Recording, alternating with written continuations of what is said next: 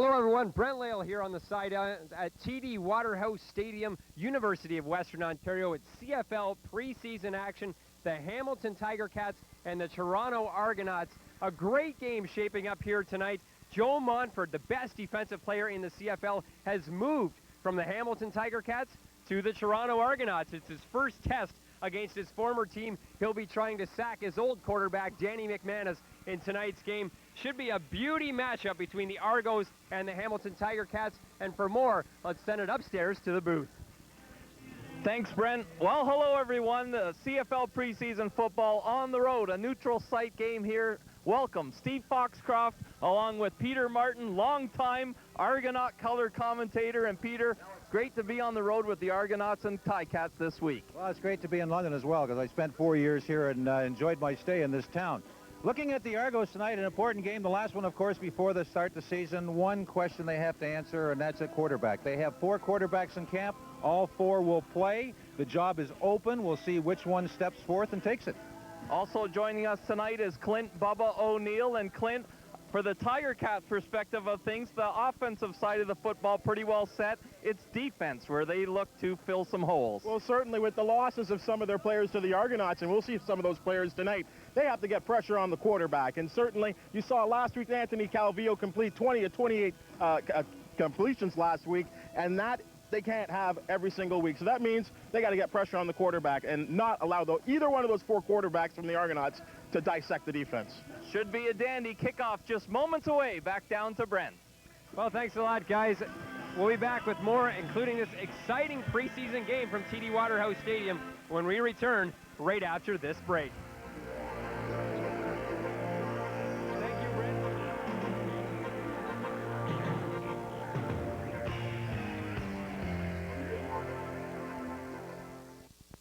Hey man, how you been? Ah, DVD. Nope, it's digital. Unbelievable sound. And I finally got to choose what channels I wanted from a whole whack of them. Of course, you took them all. Oh yeah. Storm. No interference. Pretty sweet. Where'd you stick the satellite dish? It's right over there. Cogeco Digital Cable TV. Everything you need for the ultimate television experience without the dish. Game? Yeah. Being a super genius is just too much trouble. The scheming and designing and the attention to detail. Then there's buying everything and having to assemble it. And after all that, it usually doesn't even pay off. No effort required. Every night. Teletoon Retro. It's unreal.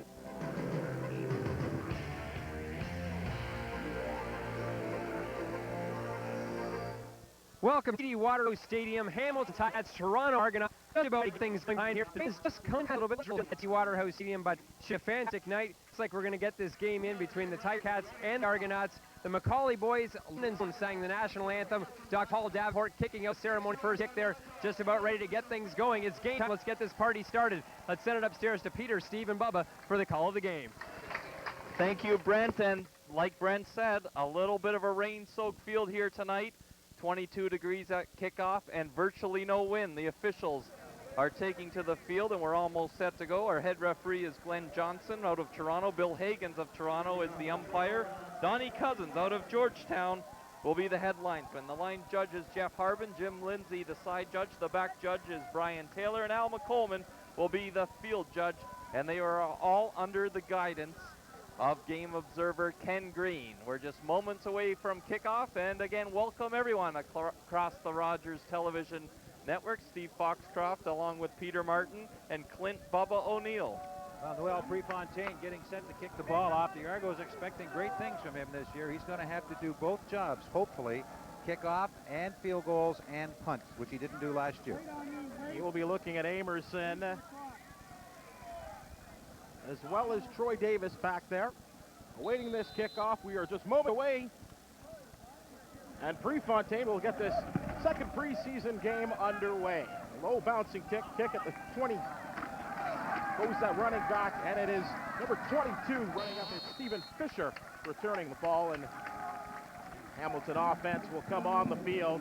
They will scrimmage from the 40-yard line. pretty good drive start, Bubs, as they come out on the field. And for the Cats tonight, it will be Danny McManus for as long as possible. On offense, there's not too many positions available.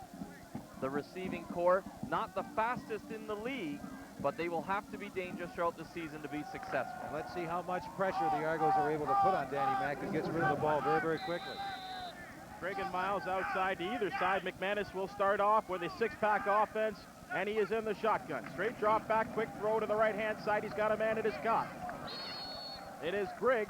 Small gain on the play, and then he is roughed up quickly. Stepping in there was number 12, Adrian Smith, the veteran. That's what McManus will have to do. Coach Echeverry, he can throw 9 guys into the box, and that's his high-risk, high-reward defense, Peter. Well, that time starting off very conservatively, just with a 4-man front, dropping back into zone coverage and working at Pee Wee Smith, the corner on the left side. Steinauer has moved over, and he's playing the corner on the right side. Gain of 5 on that first down completion. Second down and 5. Again, a lot of movement there on either side of the ball. This one could be marching back. Flags all over the place. Let's have a look, boys. Well, look, talking about the Argo defensive secondary, do they ever have some people? We mentioned Adrian Smith and Steinauer on the corners. Should mention that Pee Wee will play the wide side of the field. Steinauer will go into the short side. That's a bit of a change for him. He was the rover, the free safety for the Argos last year. And then you add Clifford Ivory, Mike Fletcher, Antonius Bonner, and Alfonso Roundtree. Boy, they've got some people back there who can play and lots of experience. Mike Mihalik, the right guard, moving a little bit too early, spotted by the officials. It'll cost the Cats 5, and it's second and a long 10. McManus right back into the gun. He has Dwayne Ford in beside him. There was movement there, and the play is blown dead. Another flag on the play to deal with.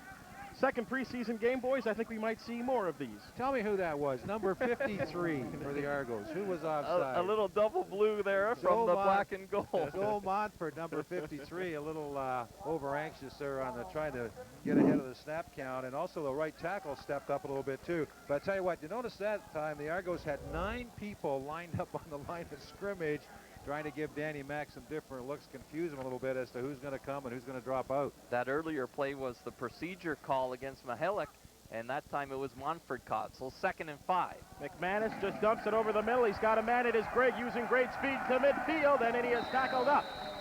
So a nice little read throwing underneath is McManus. He finds the sure hands of Greg, and they will be What the Cats had problem with last week was converting on 2nd and 5 situations.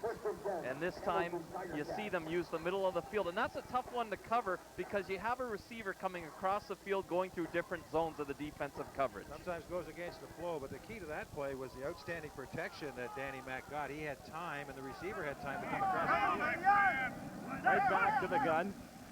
First down from midfield. McManus floats one down the field, and it's off the fingertips of Amerson. He was at the 30-yard line and certainly could have scampered into the end zone, but that is a wet field, perhaps a wet ball. Well, I tell you, the Argos were lucky there. They were in a zone, and they got Archie Amerson. He found the seam between the cornerback and over. He was wide open. Ball was right on his fingertips. Normally, Archie makes that play. Amerson, a very versatile performer, can create a lot of excitement there, and just the mere fact that he was open will show good stead for the Cats.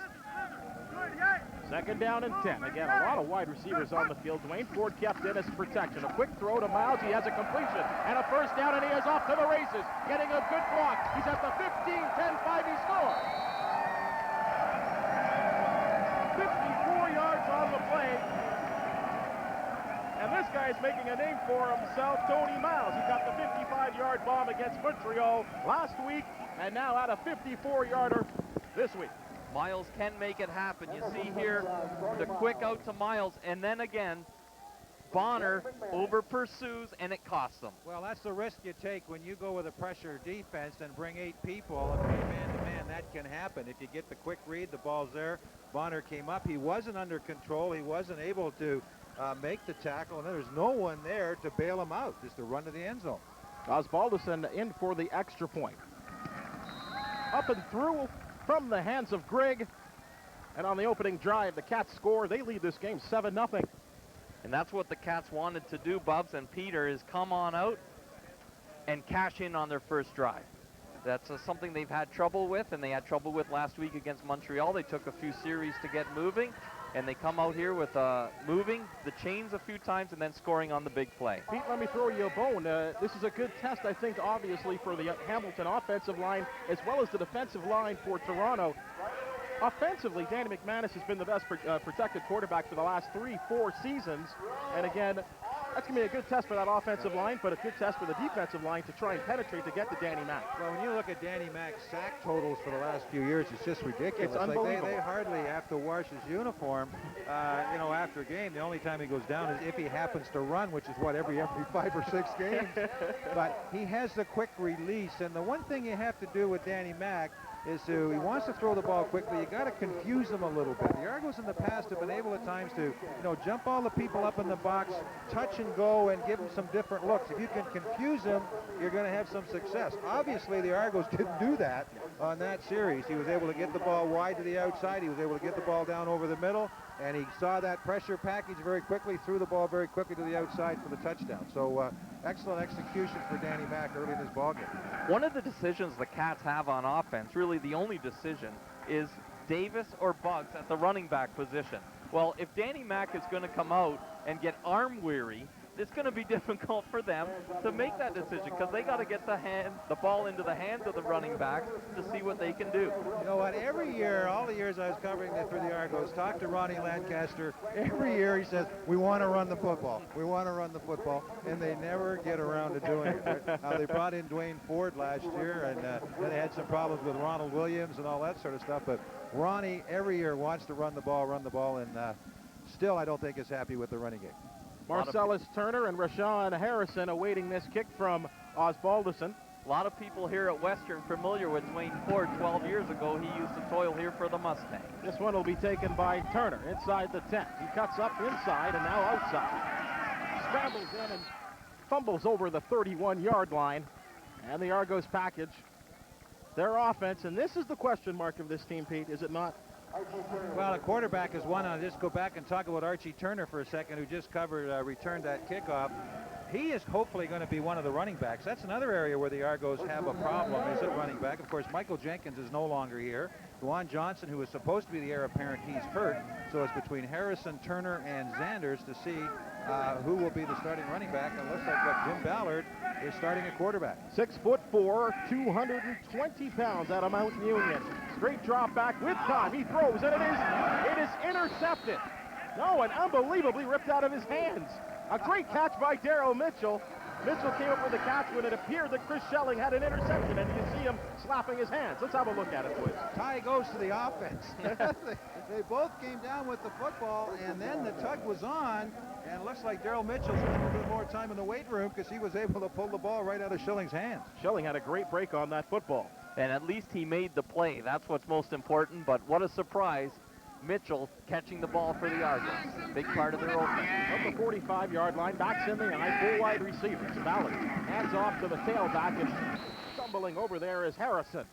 Great initial pursuit in there, and a good push by Darren McField. Boy, very traditional offensive set for the Canadian Football League. 2 split ends, 2 slots, an I formation. The quarterback just turns and hands to the tailback. Very basic football. But I guess when you're getting to the preseason and you want to find out who can play, then you just line up in basic football and go after people. Schelling stepped up into the box that time and went low, helped tripping up the back and limiting the gain. Ballard now drops into a shotgun formation. He has one of his backs now check out as a slot. Good protection again for Ballard. Now he just feels the pressure and he wants to go long, and he does that, and it is caught. A great reception by Mitchell, and he loses the football. And it is recovered by the Hamilton Tiger Cats at their own 45-yard line. So Mitchell comes up with the big-time reception and maybe made one too many steps. It looks like Ron Murkison on the fumble recovery. The first job here is by Ballard. He looked pretty comfortable in the pocket, and then finding his receiver down the middle of the field. And that looks like it was a nice play by the defender. It might have been Woodson who got a hand in on it to knock the ball loose. A very deep curl pattern right straight down over the middle by Daryl Mitchell, hooked up in front of Hitchcock, who was very, very deep. He came up and sort of was in on the play, but I don't think he forced the fumble. So that's the first turnover of the game. But one of those situations where a player is trying maybe to make a little bit too much out of the play. You just get the ball, get turned upfield, and A little second effort fumble there.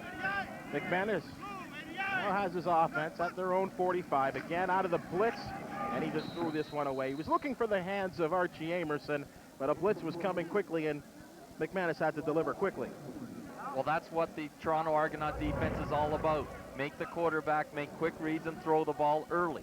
Well, when you go to the pressure package, the whole thing is if they have 7 in the box, you put 8, and if they have 6, you put 7, and so on, and do the math. But there are risks involved here. I mean, it's designed in such a way that you're going to get there, and if you don't get there, boy, you are really putting whoever you have left in the secondary, you're really putting them in a bind, as we found out once already here tonight. Grigg, Shaw, and Amerson to McManus's right. Out of the pro set, a quick drop again. He throws right in it. Trevor Shaw, the Hamilton product, coming up with a fingertip reception, and he'll move the sticks into Toronto Argonaut territory. They'll spot it at the Argo 50. But you see Danny Mack again, knowing what the Argo defense is going to do and making a quick decision. Shaw coming back nicely for the ball, and the Glendale High School product, who went to Weber State with teammate Rob Hitchcock, makes a nice catch. And again, the Cats are moving the changes, something they want to do on offense. Danny McManus now goes into a single back set.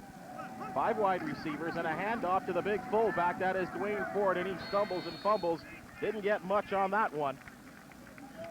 Maybe that's why we're not seeing the running game too much for the Cats. Well, you mentioned Dwayne Ford, a former Western Mustang. It was an interesting little touch at the beginning of the game. There are 5 Mustangs that played for the Argos. 2 of them are not dressed tonight, Roger Dunbrack and Jude St. John, because of injuries, but Alexis and Sharon, Sandy Annunziata, and Fabian Rain went out for the coin toss as honorary captains. Nice little touch. Classy move. Second down and 10 for McManus. They would like to get something on this turnover. The Argonauts are coming after McManus again, and it's a throw and a complete to Grigg just at the right-hand sideline, and the sticks will move once again. So McManus feeling the pressure and delivering quickly, but his wide receivers are getting open as well. Well, they're recognizing blitz, too. When you are running your offense, the quarterback has to read blitz, and the receiver has to read at the same time. That time, Andrew Grigg did a nice job. He was right on the sideline, just went downfield and just sort of held up right in the open spot, and the ball was thrown right there. So much for the Argos defense is what happens between the hash marks and in the box. And if you can get wide on them and create one-on-one matchups to the outside of the field, you can make good things happen. Gain of 14 on the play off that fake play action. He wanted to just dump it off to the streaking fullback Dwayne Ford, but he overthrew him. Boy, overthrew him. He should have been looking for Andrew Grigg. He was wide open. You really have to sort of have a widescreen look at this defense that the Argos play. They really do take a lot of chances. Boy, they bring a lot of people, and they've got 2 or 3 or 4 people back there trying to cover 5 receivers. So there are some spots there, and if you get quick recognition and get the ball away, it can cause some problems. That time just missing Ford on that quick slant pattern, which is almost impossible to defend at the best of times. Davis, the lone running back, and we have flags on the play. It may be that Troy Davis got up and moved a little too soon as he was staying back for protection, and we'll let the officials sort it out. And they're going to say he moved because of early movement by the Argos defense. Look at the top of our screen right there. Scott. We just saw the end of that. I think it was Johnny Scott. And the Argos, one thing they're going to do, too, is they're going to move a lot of people around. Johnny Scott, who happens to be the biggest lineman they got on defense of 270, if you can believe that. He's the heaviest. He was playing defensive end, and he was just a little over anxious. Aikens, the wide receiver, to the left-hand side of the formation. Amerson there. They want to run the football. They do that with Davis. And Davis, a former Heisman candidate. And this guy has racked up incredible numbers in his college career in the States. Ran for over 2,000 yards. He did get it done, that's for sure, and had a tough year with the Tiger Cats last year, kind of outshone by his brother out in Saskatchewan. Who I hear today ended up in one bounce with the Ottawa Renegades. So he is now a Renegade, which you can, and a point of interest too, when the first signing for the Renegades, and at that time they were the Renegade because they only had one guy, was Sam Zanders. He was their first signing, and he was one of their first cuts, and he's here tonight wearing number 29, and we'll see him running the football for the Argos. 17-year veteran Paulus Paulison lining up for a 35-yard field goal attempt. This one is drilled nice and high and through. So the Tiger Cats, 2 opportunities with the football offensively, score both times, and it is now 10-0 Cats. And you'll wonder if R.D. Lancaster, the offensive coordinator, and Coach Ron Lancaster have maybe seen enough of Danny Mack and say, you know what, he looks pretty sharp, and we may get a look and try and make a decision on either Butchie Washington or Pete Gonzalez in the backup role. Maybe McManus's night could be done.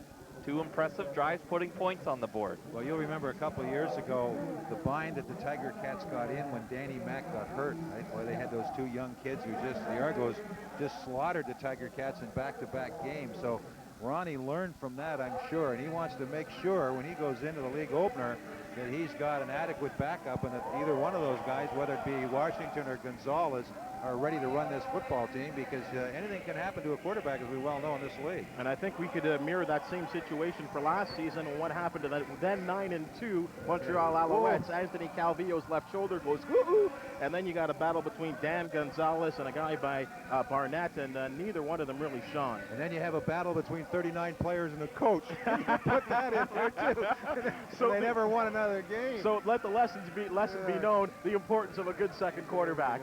Right.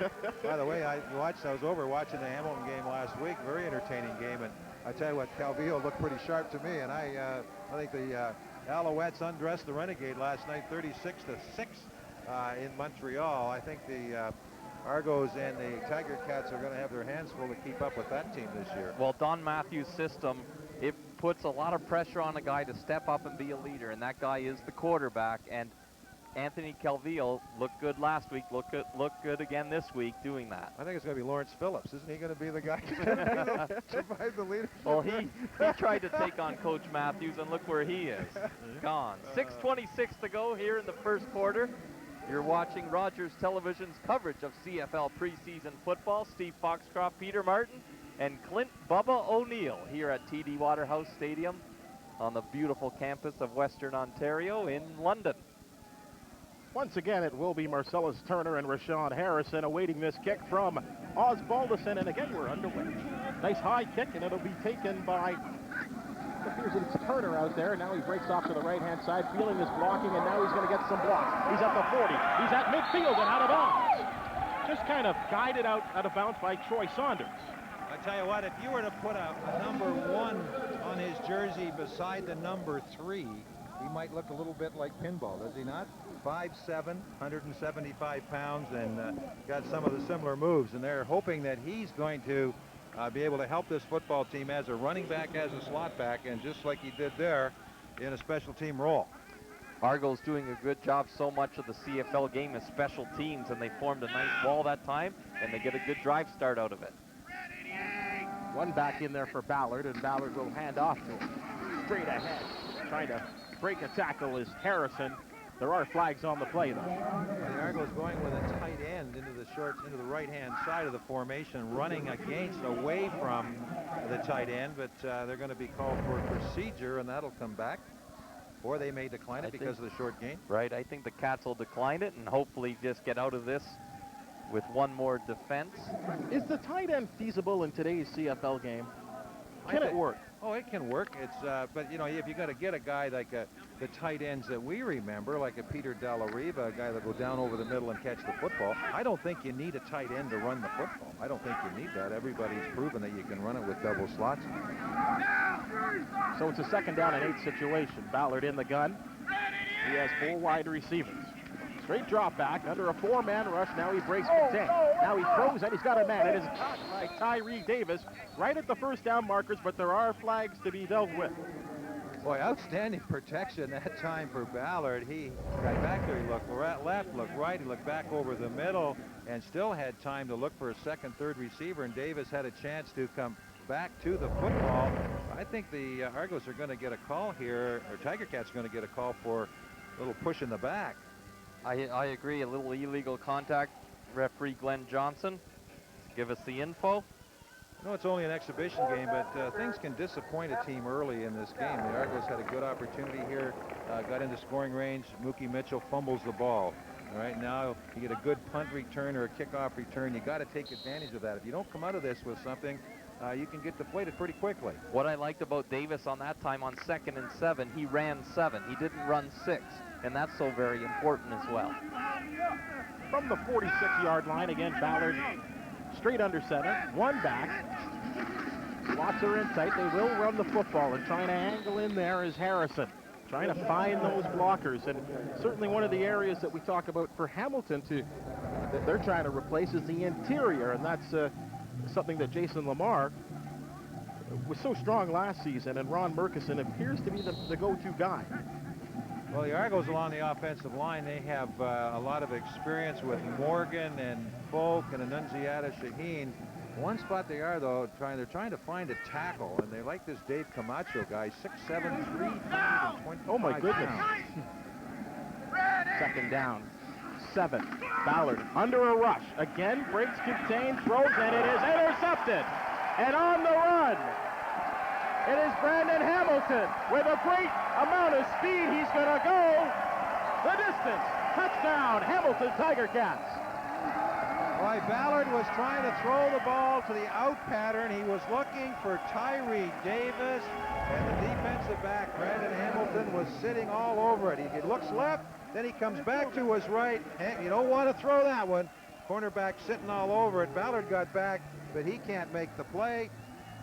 2 big runs now, 2 big plays for the Hamilton Tiger Cats. Brandon Hamilton, the second-year Tiger Cat out of Tulane University, and what the Cats did there, and Coach Don Southern, very effective at this. They showed blitz, safety blitz up the middle. They back off, drop into a zone there, bring the blitz from the outside. Ballard forced to go to the right side.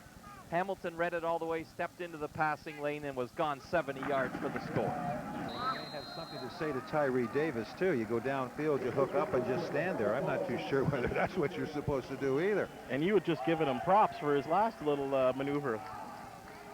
So big plays playing a part of the 17 points, a 54-yard play by Tony Miles for the Cats, and a 70-yard return by Hamilton. And it is all of a sudden 17-0, and 4:09 remains in the quarter.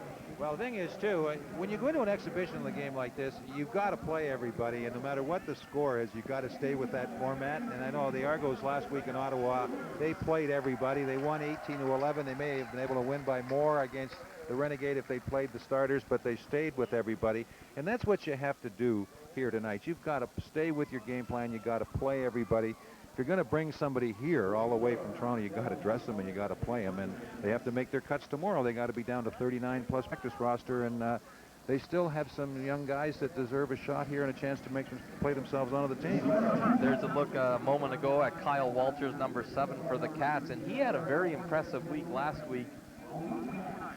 2 interceptions, one of them called back due to an offside, but he really stepped up, and he'll make the decisions very difficult in that backfield of the defense for the Tiger Cats. A lot of decisions yet to be made there, and Kyle Walters looking pretty good in last week's action. And I think you really like to be sure of what's going on in terms of your Canadian content, and he's one of them that for the Cats is going to be an integral part of the defense, and I'm sure offensively, defensively, pardon me, he can contribute as well too. The Argos, same situation. The Canadians, you've got to find these quality Canadians to step in it and play right away. Well, the roster is such that you have 19 non-imports, 17 imports, plus 3 quarterbacks, which really means you got 20 imports, because they don't play a Canadian quarterback. I don't think there's a Canadian quarterback dressed in this league, which I can't believe. But so your Canadians are important. You have to play 7. But I tell you what, the good teams play more than that. And I did a game last year, Argos and the Montreal Alouettes. They started 13 Canadians. They started 13 Canadians in a football game. So sometimes you get hung up on this import, non-import thing. Basically, if you got a Canadian that's good, you got to play him. But some coaches say, oh, I only have to play 7. That's all I'm going to play. I'm not going to put him in. Dwayne Ford, the injured Cat, and a Canadian. Canadians for the Cats have the best chance. There's 24 of them on the roster vying for 19 spots, 27 imports going after 17 jobs. So you know where the axe is going to fall. Osbaldiston kicking off one more time, and it's Marcellus Turner now. Turner, feeling, now he drops the football. The ball is loose, and it is, hold on, let's see. The ball was momentarily recovered by Randy Bowles, and then he lost the handle. And the officials say that it's Hamilton football. I tell you what, he did a double take there. He signaled Toronto ball first, then he changed his mind. The rule there is the last person to touch the ball before it goes out of bounds. And you'll see it here. There's the hit. Ball comes out. Who's the last guy to touch it? Right there. And, well, it looked like a Tiger Cat to me. Warren Musica made the big-time stick, and then bang. So, wow. Turnovers playing a very important part here in this first quarter. With only 4 minutes remaining in the quarter, 17-0 Cats, and scrimmaging from the 26-yard. They actually will make it the 27-yard line. The Tiger Cats can put this one, put the Argos in a very huge hole. So now McManus goes into a pro set. He has Davis in behind him. Anderson is an option, and look who's rolling out. Can you believe it? McManus throws to the end zone, and it is caught down at the 1-yard line. Is it Trevor Shaw? Shaw doing a nice job of breaking off the pattern. McManus had all kinds of time on the, we'll call it a rollout. It's not a sprint out. Do you think that Shaw now will become more of a featured back in their offense with the demise of Morreale and Corey Grant being out, that he's always been a good receiver, but do you think now he may be a type of go-to guy more than he has been in the past? I think the door is open for Trevor Shaw to become that. Talking to him last week after the first preseason game against Montreal, he knows the opportunities. He knows what's going on there, and I think he'll step up. There's Davis trying to jam himself in there using second and third effort, and he is held out by the tough interior of the Argonauts. 26 yards on the play to Shaw. And an opportunity again to put a real nail early in the coffin, if you could even say that in the CFL, but to go up 24-0 would be a big-time lead for the Tiger Cats. Well, Troy Davis made a name for himself at Iowa State University, of course, runner-up for the Heisman. And now here, looking to stay on once again, competing with Todd Buggs for the running back spot. Davis, the lone man in this set, and they hand off to him, and again he tries to jam himself in there, and the Argos say, no way, stay out. Boy, outstanding goal line defense in the middle there by the Argos, getting down, getting the backsides up in the air and coming underneath the pile and grabbing some legs and just creating a mound. And hey, the player came all the way down, crashed down from the defensive end position to make the play. And now it's third down here, and the Tiger Cats are not going to entertain a field goal. They got to practice their short yardage offense, huh? I think they're confident Ozzie can chip it in from 9 yards out, so they'll go for it. Axon has divided Swain Ford, and he scores. A 1-yard plunge. He jams himself and his big body in, and it's 6 more points for the Tiger Cats. Give the ball to the little guy twice, then the big guy. Why not give it to the big guys first? That's what you got him for. You know what, too, Peter? Watch the difference between this. Look at how low he gets, his center of gravity to the ground, and the coaches say you got to be the lower man, and that's what he did there. He didn't make the same mistake twice, allowing the Argonauts to tackle and wrap him up high, keeps his low center of gravity, and he's in for 6. Boy, Ronnie Lancaster will be really thrilled here going up 24-0. They're playing well on offense. They got receivers open all over the field. Boy, are they ever taking advantage of their opportunities, and that's something you really like to see in your football team. Get the picks, turn it into points, make the big plays on offense when you got a chance. One of the game time decisions for the Cats was Darren Flutie, not in the lineup tonight, and that was a decision Coach Lancaster made just before kickoff. We got word from Bob Hooper, media man extraordinaire for the Tiger Cats, said Flutie may or may not go tonight, and really, why go? I think he's one of the names that's in the lineup in ink. Well, yeah, like if you need to play an exhibition game so your receiver can get to know your quarterback. Right. He should be playing. But how long have he and McManus have been playing forever, haven't Exactly. Like they're joined at the hip. Wherever Danny goes, he goes. They've been playing together forever. I think they will go to the Hall of Fame together as well. Well, if Ronnie Lancaster ever leaves Hamilton and goes somewhere else, that's where they're going to be. Yeah. You won't have to put out a search party to find them. They'll be right behind that for sure. But what that does, though, is it creates another position open tonight for a youngster to show what they can do to possibly crack the lineup. A lot of bread and butter decisions being made over the next 24 hours by coaches around the league. Let's see what happens this time. Turner now will try from the 15. Again, reading his blocking. Again, he's able to get outside. One, and he's out of bounds, but knocked out of bounds suspiciously by Warren Mazika one more time, and they will spot it at the 44-yard line. Let's have a look at the run. You know, pinball was so great when he played running back kicks and punts and so on, and it's a big part of what the Argonauts are doing well tonight. The special teams, oh, so important, and I love the way they've handled. Unfortunately, they've had a few opportunities already to run back kickoffs, which they don't want. Many kickoffs in the first quarter of any football. Exactly. 1 minute remaining in this first quarter. Hamilton leading the Toronto Argonauts 24-0. Maxon and I, Jim Ballard. Hands off to his tailback. And again, not finding a lot of room to run is Rashawn Harrison. Tim Cheatwood in there on the tackle. And Cheatwood was one of the guys, Steve, I know impressed you, and he's kind of the guy I think that should be replacing a Joe Montford. I believe so. Cheatwood, the Ohio State product, had a big game last week, got the only quarterback sack, 6'4", 258. I like what he does for this Tiger Cat team, and again, how do you replace a guy like Joe Montford? You don't, but Cheatwood was impressive in his debut with the Cats last week. 2 on the run.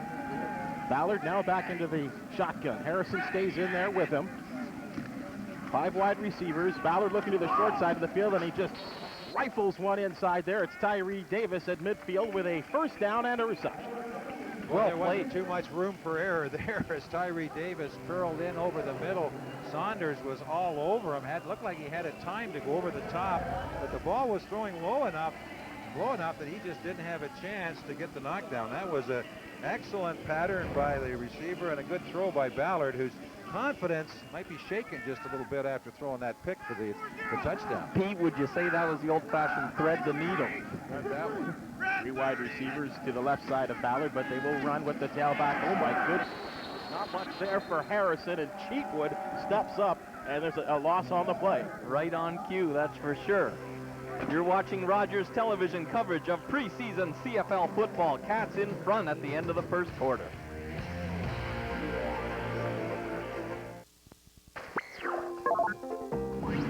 Not having to cut down a tree to get satellite reception. Whole whack of digital TV channels without that pesky dish. Digital TV that isn't interrupted by bad weather. Forget the dish. Get the box. Now only $99.99. Or rent one for $29.95 for 3 months. Either way, you get to preview all the new digital channels free for 3 months. Kojiko, keeping you turned on. What's with the whole hunting and gathering thing? Cooking the food and then having to clean up afterwards. Worrying about a balanced diet and the 4 food groups. Easier just to grab a frozen dinner and heat it. No recipe required. Every night. Teletoon Retro. It's unreal. Welcome to the madness. You're about to be entertained. It's totally outrageous comedy. Okay, good enough. Done Amanda style. Okay, stick around. We'll be back in a second to do stuff. Watch the Amanda Show. I think that's going to cause some permanent damage. Dynamite! If you can handle it. Totally. Where's Amanda, please? The Amanda Show. Weeknights at 6 on Family. The Supreme Court. Madam Chief Justice and Justices. 9 judges. We do have to get into the really difficult issues here. This case is a difficult one because of its subject matter. 1 final decision. It is direct liability. It's direct negligence. It's not vicarious. We have here a multiplicity of plaintiffs. Jurisprudence. Saturday at 8 on CFL.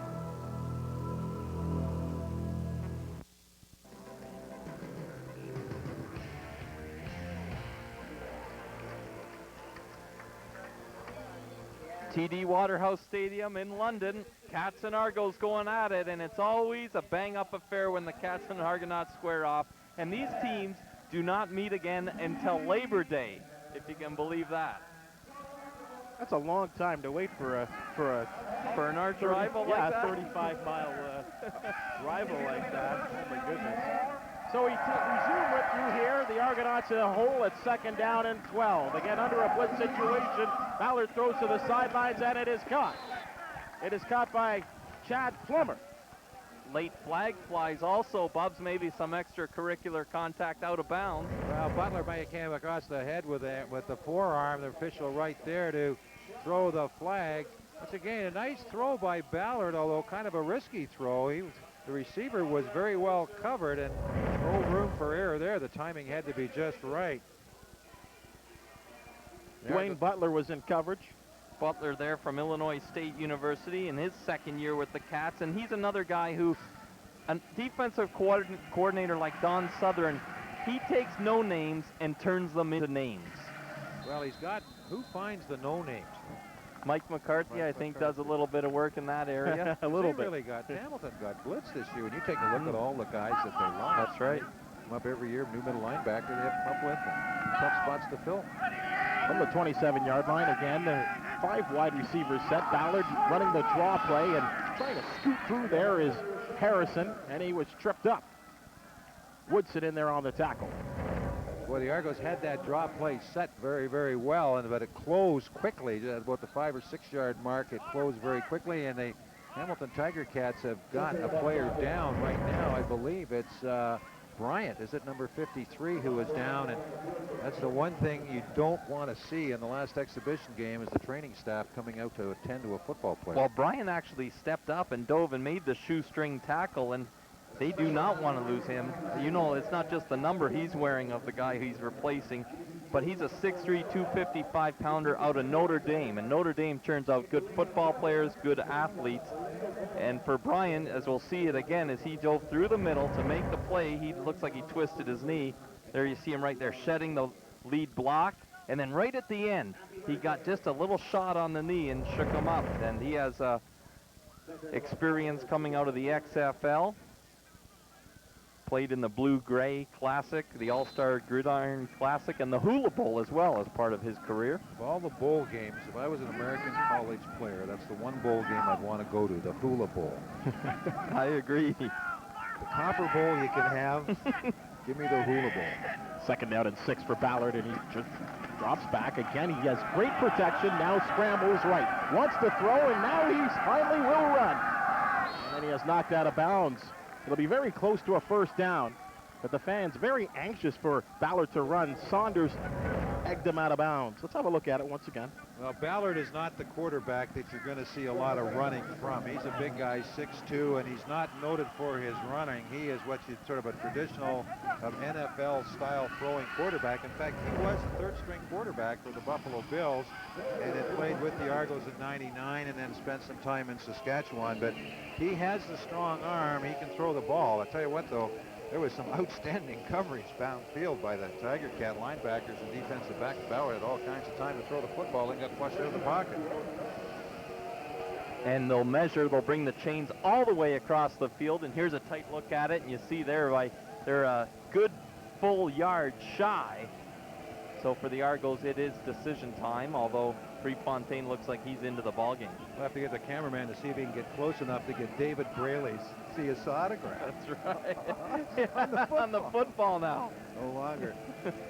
No longer Mike Lisco, but David Braley. You know what I like is Ballard's presence in the pocket. He does not give up on the pocket until it's too late. And all the while, he's not looking at what's going on right in front of him. He continues to make his reads. Well, you see when Michael Bishop comes in, he's the opposite way. He bails out, gets the quick feet, he bails out too soon. 3rd down and 1. Argo's going for it, but there are flags on the field. Let's see what this is all about. Hamilton defensive line.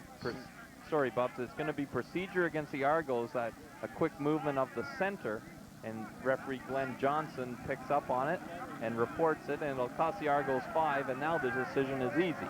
Well, the Argos go to a 2-back set. Sean Daniels goes in at fullback, and they also have Fabian Rain as a fullback as well. You talk about guys that have been around the league a lot. Sean Daniels, what, 14, 15 years? He's been playing, and he's a quality football player who will give you that block when you need it for the tailback. Daniels out of Bowling Green University, and like you say, Pete, been around a long time. 30-yard effort for Prefontaine with the left foot, puts it through.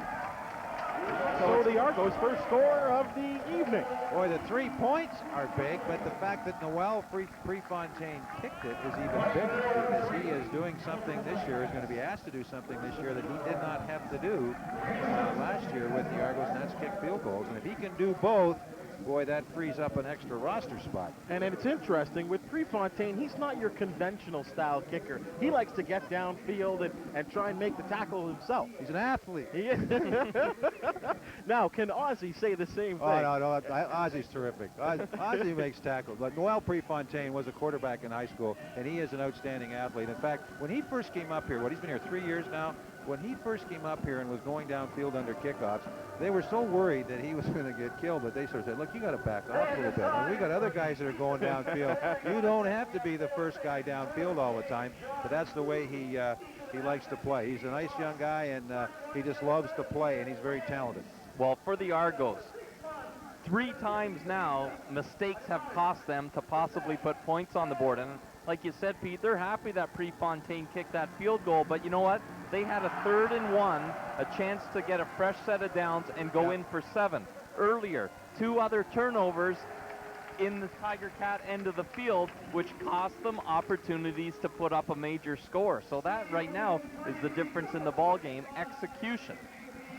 Well, you get, there really isn't an excuse for, a legal procedure, but there is, I guess, this time of the year. I mean, both teams will make those mistakes, but once the season starts, I think a legal procedure call frustrates coaches more than anything else. When a guy sets up too soon or he misses a snap count or whatever, they're really frustrating. But they, the Argos really, they're rotating a lot of bodies through, and things like that happen. Prefontaine, again, the high kickoff. It will hand by Fisher. Stephen Fisher breaking straight ahead over the 35, the 40. And tackles up at the 42. They'll spot it possibly at the 42-yard line, and McManus on offense will be back on the field. Fisher, who is an ordained minister, taking this kickoff return and doing a good job reading what's going on, and he's an ordained minister. I've heard that the Hamilton Tiger Cats need somebody like that. Is that true? That is true. Four sports star in high school, football, basketball, baseball, and track, and using some of that track speed, but good vision to see what was going on in front of him, make a few nice moves, and give them a good drive start at the 42. First down and 10. Here's the pitch going to the left-hand side. Troy Davis trying to run upfield, but there are flags everywhere, and I think it might be a holding call. I think that'll be the indication from Glenn Johnston, and I think we might see 1st and 20. Let's see if we can see it here on the replay. A little bit of tug there, and it might have been Lambert, or as he was working hard up front, but Pete, you may have spotted something else. Martavius Houston, who came up and made the tackle. He made the tackle on the play, and he's in a group of linebackers, pretty impressive group with Chris Neal, Eben, Houston, McKnight, O'Shea, Bowen, Grochenski, and they can't keep them all. So, that's right. But I tell you, Martavius Houston is a player. He can play in the backfield. He can play strong side linebacker, weak side linebacker. He was a track star in high school and college, and I tell you, he likes to hit. He's a good one. First down and 20 for McManus. Again, then a pro set underneath center, straight drop back, high throw, and it's caught at the 40-yard line. A nice reception made there by Tony Miles. Miles continuing to impress, catching everything thrown his way. Idea how much room the cornerback on that time Steinhauer was giving the receiver. That ball took a long time to get there, and the receiver's going, please get here a little quicker because someone is going to come up and do a little number on my back. He's only 5'10", but plays bigger than that out of Northwest Missouri State. Did some time with the St. Louis Rams of the NFL, and doing a nice job here in the wide position for the Cats. Gain of 9, it'll be 2nd down 11 from the gun. Again, a quick throw to Akins. He's got it over the middle. And he's nearing midfield. This will be very close to a first down. Boy, lovely job by Danny Mack on the back pedal of picking up the formation, reading the opening guy. 1, 2, 3, bang. Look at how quick that ball is thrown, and the receiver just right in that area, in behind the linebacker, in front of a defensive back. That's a pretty play. Those are tough catches, too, because as a receiver, you know you're going to take a shot. You're open, your ribs are exposed, And they add up over the course of a season, that's for sure. Aikens out of Northeast Louisiana with a fine catch, and the Cats are nearing the midfield stripe. Here's Davis again over the center stripe. Flags once again on the play. Boy, and Montfort certainly getting a lot of attention. Dwayne Ford coming over to help out Dave Hack over there. The right tackle who's drawing the assignment against Montfort play to play. Well, that's something I'm sure the Tiger Cats have talked about. You know, last year we heard that they're at every practice they boy, I'm glad Joe's on our team. That's right. Now they can't say that anymore, and they have to get prepared to play. The only good thing is in practice you got to face them every day. Here you only got to face them a few times a year. And the fact is that Danny Mack has not been put down on the ground yet, and he's had time to throw the football, so Joe Montfort really has not been a factor. First down and 5, and in the CFL, could this be somewhat of a freebie? Let's see what McManus does. Again, from the shotgun, he dumps it off to Davis, who tries to cut back to the interior. Not much there again for him, and he scrambles to get close to the 51-yard line. So they get right back to the line of scrimmage. Davis, though, making a nice sidestep move after making the reception. You got a little guy against a big guy. He sheds one tackler, but again, the Argos defense so quick, and they do pursue the football well. Joe Montfort that time did a little inside move on the tackle, so get a little closer to Danny Mack that time, and maybe forced him to throw the ball out in the flat when he maybe didn't want to do that. Well, that wasted down is gone, Bub. 2nd and 5 still. McManus looks right, he throws right. He has Mace Freeman, and Mace Freeman trying to break the tackle, but a great cover job there made by the veteran Adrian Smith, realizing what was happening, and he closed in quickly. Well, he did have a lot of a cushion there. He was well back, but that's a long throw from the center of the field to the sideline, and by the time the ball got there, Pee-wee was able to close the distance and make the tackle. And I tell you what, you don't really care how you make the tackle there. You just got to hang on to something and wait for help to get there. Freeman doing a good job of holding on to the ball. He had a role in the television movie Brian's Song not too long ago. Alderson doing some punting, and he just tries to angle it out of bounds, and that he does successfully. Keep the ball out of the hands of Turner. And let's see where they spot it, at the 15-yard line. So Ozzie once again doing his job. One of the things the Argos are looking for is improvement in the special teams overall play of their special teams. Of course, Prefontaine led the league in punting, but they didn't do a good job at times covering punts and kickoffs and so on. So to solve the problem, we had to go to Hamilton, right? And brought back Gerald Adrawlin, who's an excellent special team coach, plus he's also defensive coordinator and working on the special teams. So the Argos, when they get all their cuts made and so on and get their personnel in place, I'm sure we'll see some improvement there. And I'm sure who's looking after special teams for the Hamilton Tiger Cats? Tough question? Tough question right now. But, you know, we hope the fans at home and tuned in along the Rogers Television Network are enjoying tonight's coverage of CFL preseason football. But don't forget, next Friday night, it gets started for real, and you'll want to tune in to TSN. And they begin their 50-game broadcast schedule next Friday night, where it will be the Ottawa Renegades taking on the Saskatchewan Roughriders. And after that, a huge battle as the Calgary Stampeders play host to the Edmonton Eskimos. It all starts next Friday night, 7 p.m. on TSN. Andy Cox responsible for special teams with the Hamilton Tiger Cats. And to go back to the Calgary Stampeders, played Edmonton last night, 52-41. But that was in Edmonton, so it'll be a reverse score next week in Calgary. Boy, that is a series, isn't it, when those two teams get together? We're going to see our second Argo quarterback. We mentioned the Argos have got 4 on the field right now to start this drive from his own 15-yard line. We're going to take a look at Jack Hawley, a rookie, 6'2", 215 from San Diego State, given the ball in not the best of field position.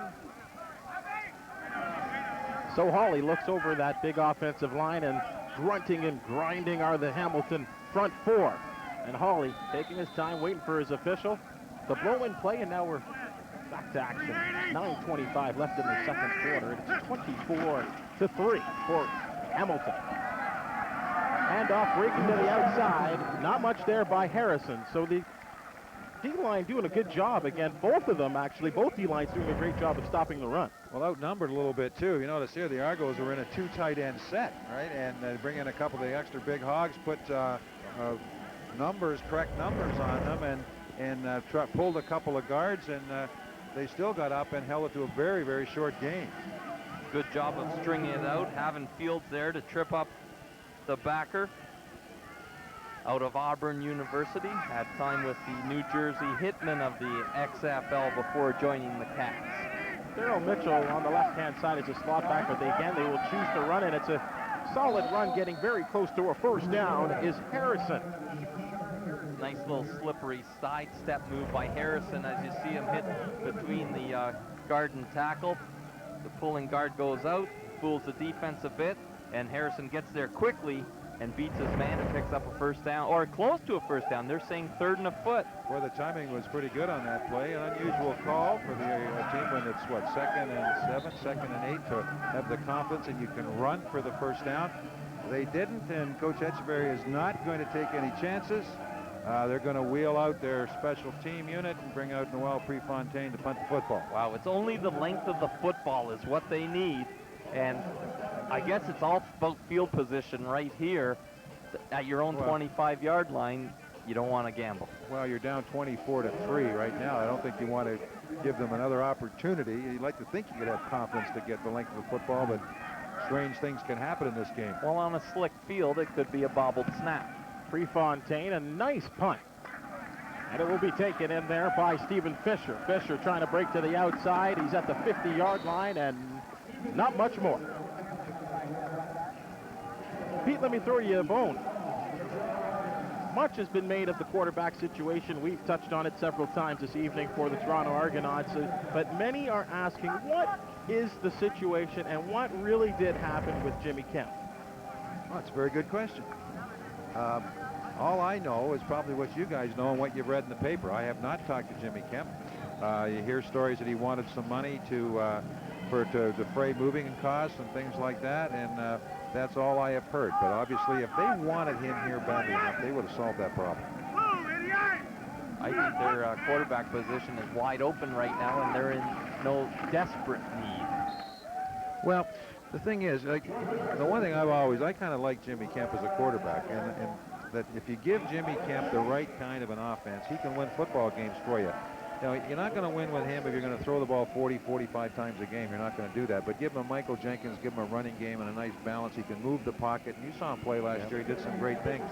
But the one thing where they're going to miss him, I think, if Bishop is the quarterback of the future, I think they're missing Jimmy Kemp's knowledge of how to play quarterback to sort of help Bishop learn how to play. Especially that CFL knowledge for sure, Pete. 2nd down and 8 from the 52. Whoa, and McManus with the hard count, and the veteran quarterback, able to use that hard count to get guys to move. I think they're going to put this one against the Cats, though, Bubs. Trevor Shaw might have jumped into that neutral zone, drawing them off, but you are correct. It will be against the Argos. But my question is, why blow it dead, then? It should be a free play. Well, where's Ken Green? Get him over here. As soon as they move across the line, I think they blow that. As soon as the guy moves, they blow it. So a gain of 5 on the play from the infraction. Kenny says maybe they should have let that one go a little bit. Preseason for the official. Yeah, but McManus again on the rollout, and he just threw it away. Giving great pressure there was Sean Spencer right in the face of McManus. Well, sometimes you do everything you want to do, but the defense does everything they should do as well. And McManus has had great reads all night long, and that's just a case of good D. Well, that's the second time tonight that Danny Mack has rolled out to his right. The first time with success, he found a receiver down the sideline. That time he only had one receiver working to the sideline. He got out there. That guy was covered. Veteran experience. Hey, I'm going to throw the ball so far downfield. Nobody's going to get it. Osbaldiston standing back at his own 42-yard line awaiting the snap. A nice snap to him, and he will get this one away. Again, trying to just get it close to the out-of-bounds line. Doesn't happen, though. So it is Turner that tries to return the football. He does so up to the 20-yard line. And again, it will be somewhat, I guess we'll say, poor field position for the Argonauts. Good open field tackle, though, by Steve Alexandra getting downfield. And he's a big guy, 6 foot, 238, the non-import out of Ottawa U. Grew up in the Montreal area, and he was working against a fast guy in the middle of the field. I want to ask you a question here while Holly comes out to start a quarterback here in the second quarter. This is an Argo home game here in London. Do you think they're the fan favorites here? So far tonight, I think they are. You think they are? Yeah, I think they are. I think you're getting more of a reaction from Argo plays and mistakes. You get the ahs and then the cheers so far. Well, how do you see it so far, Pete? Well, I've always thought that here in London they were closer to Cleveland and Detroit than they were to Hamilton and Toronto, but I could be wrong on that one. Maybe things have changed. I was here a long time ago. I don't even think the 401 was built when I was here. You toiled here for a while, didn't you? I did. 4 years or right so. At the old stadium, which you can see not too far down the road here, which apparently they're going to put under the wrecking ball, and that's Did you feel a little sad when you saw half of the stands down? Oh yeah, well, you know that it's kind of this is a nice ballpark, and it's bright and it's airy and it's new and everything, but there's something about old places, the nostalgia. And you know, you take a look at the history of the University of Western Ontario Mustang football team, and they put out in the facts we got for this game a partial list of the CFLers from Western, and they didn't even scratch it, man. I tell you what, the list goes on and on and on and on and on, and that would be a good project for somebody to sort of make a final list of all the Mustangs who have played in the Canadian Football League.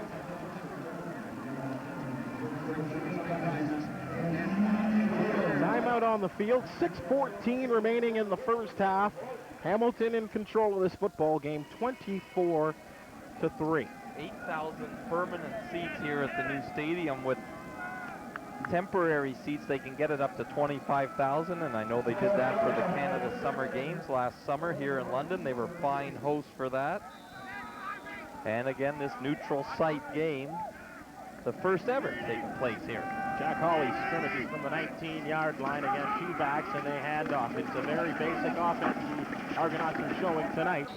And some tough running by Rashawn Harrison. Well, Harrison that time carried the football to the inside of the field, and boy, you just hold your breath because that's a mistake wanting to happen here. You watch Harrison here, though, tries nothing inside, though, then he pops it outside, but you're right, he's holding the ball in his right hand. Boy, and you don't do that. Leon McQuaid did that in 1971. You're gritting your teeth. Right? It cost us a Great Cup. Better tell that guy quick before he gets into that situation. Is that where the Argo bounce came from? I don't know. The Argo bounce has been around long before Leon McQuaid was here. Second down and 5. Again, Hawley keeps his two backs inside, and they do jam the ball inside by Harrison. Again, he'll be short of a first down. A lot of cats in there, and they're getting a lot of work. Interesting in there on the tackle. Haven Fields as well, too. Interesting again, though, on second and a passing situation, the Argos for the second series in a row run the football. Well, it almost looks like they said, okay, this quarter we're going to work on our two tight end running offense, and that's what they're going to do despite the down. Now, they're in field position, and I guess it's maybe they're deep in their own end, maybe unfair to a young quarterback when you're down 24-3 to start putting the ball up, and bad things can happen. That they are, well, all night long, though, they have been very, very conservative on offense, but you can't say that about the way they play defense. You said they had a few question marks. One of them was at the running back position, but I think a bigger one is at the quarterback position, and that's what you got to find out. Prefontaine with a nice high hanging kick, and it's right back into the hands of Fisher. Fisher hit hard, sent down. Chuck Walsh, the BAM. Boy, that's how you make football teams. You can do that. Chuck Walsh, a draftee from Waterloo, and he got downfield and made an excellent play there. And that's the one area where, you know, you take a look, you can sort of pencil in on both teams probably who's going to be the starters. That takes care of 24 people, but now you got to find 15 more, and that's a place like that that will make an impression, and maybe that young man will be around come Sunday. Enter Butchie Washington into the football game for the Cats. He will utilize a 6-wide receiver set, and he stands in the shotgun. First down and 10. Now he rolls with flags on the play, and he will break contain and run for 12 yards. And he is tackled up out of bounds by Spencer, but flags may have this play coming back. You will see a good example of holding. Watch your right tackle. As he blocks on Leroy Blue, he's just out of the picture, and you'll see Leroy Blue go right there. He is right there stumbling. That's what the call's going to be right there. Well, one thing with Butchie Washington, the Akron University product, grew up in Columbus, Ohio, and played his university ball just down the road. I think he gives up too soon on the pocket. He's got the wheels, he's got a big, strong build like a linebacker, but you know what, in the CFL, I want my guy to stand in a little bit longer and take your reads. He watches a little bit too much of the line play, what's going on in front of him, which takes his eyes off his receivers, and then he takes off a little too quickly. You like a quarterback that can run, but I think that's got to be your second option. So it's first down and 20. Way back at the 32-yard line. Argos only send 3, and it's a little dump off to Trevor Shaw, who's in the field, and he stumbles over the 40. Once again, Spencer in on the tackle. They get close to the 10. They lost on the holding penalty back here. But you know what, the one thing, when you bring someone like Butchie Washington into the game, it sure changes the way you're starting to think of defense, right? And I tell you, the one thing that he did last week, kind of effectively a couple times, was a shovel pass, right? Which has become a very popular offensive weapon. And when you got a guy who can run, Danny Mack can't run it because he can't run, but Washington sure can. Second down and 11. Washington again. 5 wide receiver set, keeps a tailback in there, quick throw, and it's a little bit low. Tried to hit this one to Trevor Shaw, and this one would have been very close to a first down, but he delivered low, and on comes the punt team for the Tiger Cats. Watch the eyes of the quarterback here, looking at Shaw the whole time, and as he gets a little more experience, you'll see him look over the field a little bit more, and that'll freeze the defense a little bit too. Boy, you saw that play, though, how open that receiver was. Just a huge vacant spot there in the secondary. Argos only have 1 man back to return this kick, so they could be coming after Osbaldiston, and here they try. Cats do a great job of containing, and taking it on the bounce will be Turner, who will have to reverse his field somewhat. He's in a lot of trouble, and he is finally brought down at the 27-yard line. Tackle made by Scott Coe. Scott Coe, another Canadian kid trying to crack the lineup, taken in the 5th round, 43rd overall. Played his university football at the University of Manitoba, and he was a key member of that team who was Vanier Cup finalist. Attended Kelvin High School out in Winnipeg. Notice Mike Morielli is now in the game for the Argos. Now, tell me, can Mike Morielli still help a football team in this league? I think he can. I think Mike has had a few tough years, but some of that is after coming into the league and having one outstanding season, and then all of a sudden everybody expects you to do it time and time again, and I guess that's pro football, right? You're supposed to do that. But I tell you what, the fans in Hamilton were brutal with him. I tell you what, I walked those games and saw T-shirts and so on, all kinds of things about Morielli. They were unbelievable. They were trying to run him out of town. And it's interesting, Stephen, I know you've alluded to this on many of our other broadcasts, that he's the kind of guy, he's in the community, doing a lot of good things, but he got the greasy paw, as I have alluded to. Well, he did great work for charity, especially the McMaster Children's Hospital, the Morielli macaroni, which was on the supper table at a lot of homes, but he just did have the dropsies a little bit. And I'm not sure what's going to happen here, and that's one of the areas where the Argos have got to make some decisions. Teddy Alford's not dressed tonight, and he's going to be a starter, as he was a great player last year. And you got Daryl Mitchell and Tyree Davis, I think, got the team made, and they're probably going to start minimum of 3 imports. Then you got all these other guys, English, Ray, Talbot, Morielli, Nigel Williams. I'm not sure they can keep them all. That's right. So you get the great speed from Williams. English is a nice combination of speed. He's got some good hands as well, too, and not afraid to go over the middle as well. Nigel Williams can be a terrific receiver. The only problem he's showing with the Argos is that he tends to drop the ball in key situations. He has come up with some, but he's got the size and he's got the height and the speed to be an outstanding receiver. That's what I liked about Nigel. Just 6'3", 220, a big target out there. The former Hamilton Hurricane. Hawley goes right back to work, 2:41 remaining. First down and 10. Backs in the eye. Throw his first pass, and it is nearly intercepted. Stepping up was Diedrich Mathis, and running right by the football was Alfonso Roundtree. Well, that's watching the quarterback's eyes. Watch this. 3-step draw, looking that way all the way, and Mathis just really let his receiver go and read the quarterback. Boy, oh boy, they were lucky there. And once again, that very traditional two split ends, 2 slots, eye, and there no motion, no deception whatsoever. So Hawley now on 2nd down and 10 drops into a shotgun situation. Again, Cats now blitzing. Hawley throws, and it is caught at midfield. A great reception. It is Chad Plummer at midfield. There, he kind of threw that off his back foot. Watch him settle in the pocket. Boom, right off. He didn't really get to step into that ball at all, and that shows you great arm strength and a nice pattern run by Plummer. And the Argos move the chains. It's first down at the midfield stripe, Pete. Oh, you see Chad Plummer, he's 6'3", 220. I tell you, he's Nigel Williams' twin. And Plummer once again wide on the left-hand side of the formation. Backs again in the eye. Hawley hands off to the tailback, and now turning it upfield. Oh, and slipping at the 45-yard line of the Cats is Rashawn Harrison. So Harrison getting a steady dose of the football here in this first half, and that was his best run of the evening.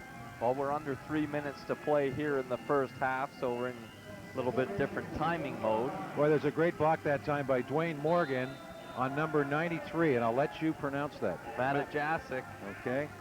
I guess he's a rookie who's trying to replace Joe Montford. Right, he's coming in, the import playing behind Tim Cheatwood tonight. And Matajasic kind of was taken out of the play on that occasion. 2nd down and a couple of inches, and Hawley will just go straight ahead, and the sticks will move. Well, we know the Argos can get it on short yardage now. When they need a foot, they move the chains. And now with 1:58 to play, they will continue with a fresh set of downs. You see the rise from the crowd, Pete. That tells you it's an Argonaut crowd here tonight, as the PA announcer just announced a first down Argos. Well, there haven't been too many at night. But Alfonso Roundtree playing on offense for the Argos. On the depth chart, he is shown as a defensive back, but with Montreal, he's been able to play on both sides of the ball. So, I mean, that's a valuable asset if you can contribute 2 ways. Especially on that short yardage situation. Did Hawley take too much time to get the snap off here? That's exactly what it was. And in this situation, last 2 minutes, you lose it down. Yes. So it will be 2nd down. Valuable lesson at the quarterback position.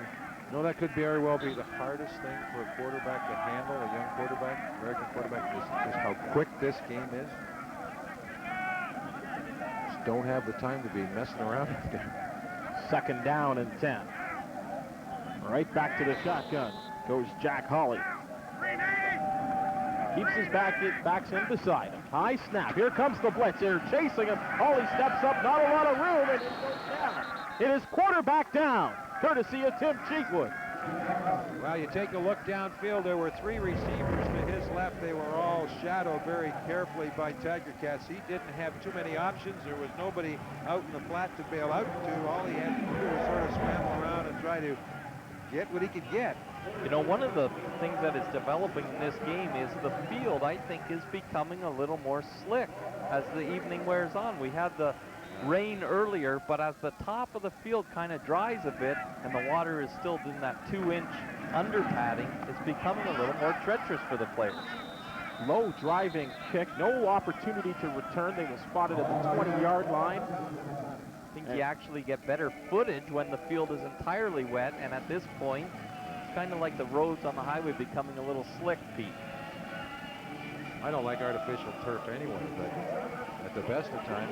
They didn't have it back when you were playing, right? One field. Really? Empire Stadium, and it was awful. Okay. But I mean, I guess it's the answer because you can multiple uses and all that sort of stuff from a practical point of view. And if you look at the health and safety of the athletes, wait till these guys are 60 years of age and see how many hips and knees and shoulders and stuff they've had taken out.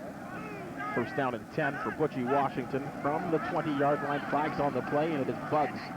Now that's one of those free plays, Bubs. The voice inflection of the quarterback drawing the defense offside. You get the free play that time, so the Cats will have a decision here. I think they'll take the 1st and 5 by accepting the penalty. Well, you can change your voice, but you can't bob your head, right? The old Tom Wilkie Right. rule. Old Wilkie get up there and bob the old head, and then they put in the Tom Wilkie rule to stop you from doing that. Yeah. He looked like a woodpecker the way he was going back and forth. He was so short you could hardly see him over the center. He had to have been the last of the single bar quarterbacks. Well, he's the last one I know of that chewed tobacco. You mean when you say single bars there, Bob, what do you mean by that? I'm talking about the single bar right across. Who was the last no bar? First down and 10. Here is Bugs, the ball carrier, angling off the left-hand side. And again, this is something that the Tiger Cats are going to have to work on. Their running attack has been just non-existent. Watch Big Leroy Blue there to make the stop. Boy, great job of shedding the man up front and getting to the ball carrier. Boy, you talk about guys that have been around for a long time who are still able to contribute. You know, you got Monfort, Scott, Blue, and Roger Dunbrack and Walsh. They're going to have to make up the front four this year. Second down and 5. Straight drop back by Butchie Washington. He throws and it is batted down. A lot of incidental contact down there that time as the receiver was bumped and jawed with, and that was Quentin Spotwood, who's one of the guys trying to get one open position, and it looked like Michael Fletcher was there to bump and grind with Spotwood. But that's a pass that should never have been thrown. You throw it down over the middle like that. There's not a heck of a lot on it. Danger. And he's throwing it into double coverage. So he's lucky that wasn't picked. Spotwood, of course, out of Syracuse. Had a few good quarterbacks throwing to him in his years there. High hanging punt by Osbaldison. And just not a lot of room. Actually, he makes something happen out of nothing by Livingston. Bashir Livingston gives the Argonauts good field position, and we're down to 38 seconds left in the half. One of the things that can make you an outstanding football player is making guys miss. There's a good example of making someone miss and turns it into 7 more yards on the punt return. There were flags on the play, however. Boy, Pinball was terrific at that, and tell you, Michael Jenkins, you know, and as this season goes on for the Argos, they're going to realize how important Michael Jenkins was to their offense. I mean, whenever you take out a 1,000-yard rusher, but boy, he could run, he could hit up in there tough, he could run over top of people, and he could make people miss. Well, another guy that's going to be with the Houston Texans and in the Hamilton side of things is Jason Lamar, the inside linebacker. And you figure sometimes around September, a lot of these guys end up coming back. And I mean, Jenkins, a high prospect, you know, he could do he could help an Argo team if he's not to make it down south. Well, the scuttlebutt is that he just might not be fast enough. I mean, he's not a breakaway runner. I mean, he's got the acceleration in the line of scrimmage, and he can hit up in there tough, and he can make people miss, but he just doesn't have that breakaway speed. So we'll have to see. But he's such Michael Jenkins. I don't think there's a coach in the world that wouldn't love to have him on their team, because, you know, and forgive him for maybe being a 1/10 of a second slower than the next guy, because he is just an incredible guy as far as his dedication and commitment to the game. He's just unbelievable. Ozzie got a huge punt away. Hamilton called for the penalty, so they'll do it again. He's way back at his 5-yard line, and again gets away a bomb. Great kick by Osbaldison and way back to the 32. It is Bashir Livingston once again, and then he has rocked. Sean Woodson, I believe, stepped right into him. Sean Woodson, the former Buffalo Bill. And again, the field is a little slippery, and for the punt returner here, look, I'm trying to plant the foot, it slips out, and Woodson available to go high, and he rocks him. You know, I just wonder, the Argos have been practicing on natural grass. What the Hamilton, they have been as well. They have played on the artificial turf, but you know, whether they've got the right footwear on here. You know, they bring different footwear to the games. They just might not have the right footwear, and sometimes if the guys their shoes are set as well, it causes problems. 24 seconds remaining for Jack Hawley to try and make something happen. He throws short, and he has Mookie Mitchell at midfield. play action. I love it. It makes so much happen. It freezes the defense yet again, and here's a good example of that, Pete. But you watch Moochie here. Here's the play action. He rolls into the short side of the field. He throws the ball right there. Now, the problem is the ball was thrown inside. Throw it outside, he catches it, steps out of bounds, stops the clock. Right. Now, the clock's running now, and this could very well be the last play. Now, in a critical situation, that would make a difference. Gain of 6 on that first down completion. Hawley, low snap, trying to avoid trouble. He's on the run, throws deep. It's a little bit of a wobbler, and that is caught. It is caught, but this one will certainly be coming back. It is Plummer on the reception, but there was a lot of shirt. I'm almost positive that this one will be coming back. Yeah, Kyle Walters there in step-for-step coverage. Hawley does a nice job on the rollout, throws it basically as far as he can, and just out of our screen, you saw the mugging going on by Plummer. Well, that's not an easy throw for a quarterback. You're on the move. He's a right-handed quarterback rolling to his left, right? And throw the ball that far, like you got to come around, you got to get your shoulders turned, and well, you've got to have a strong arm to get the ball downfield like that. That's twice that the Argo quarterbacks have thrown basically off of 1 foot and showed good arm strength, and as we see it, that play is coming back. An easy call for the officials. We made it from here. That one was obvious. Well, it's been a frustrating first half for the Argos. Too many mistakes and interceptions and fumbles and inability to move the ball on offense, and the Hamilton Tiger Cats very opportunistic and taking advantage of every opportunity they've had. This, barring a foul, will be the final play of the first half. And it's just a draw play straight ahead. Not much there. And that is it. After one half of play, 24-3, the Tiger Cats in the lead. Argos making a few mistakes, and it costs them, as Bub says, 24-3. Our score at halftime. You're watching CFL preseason football on the Rogers Television Network.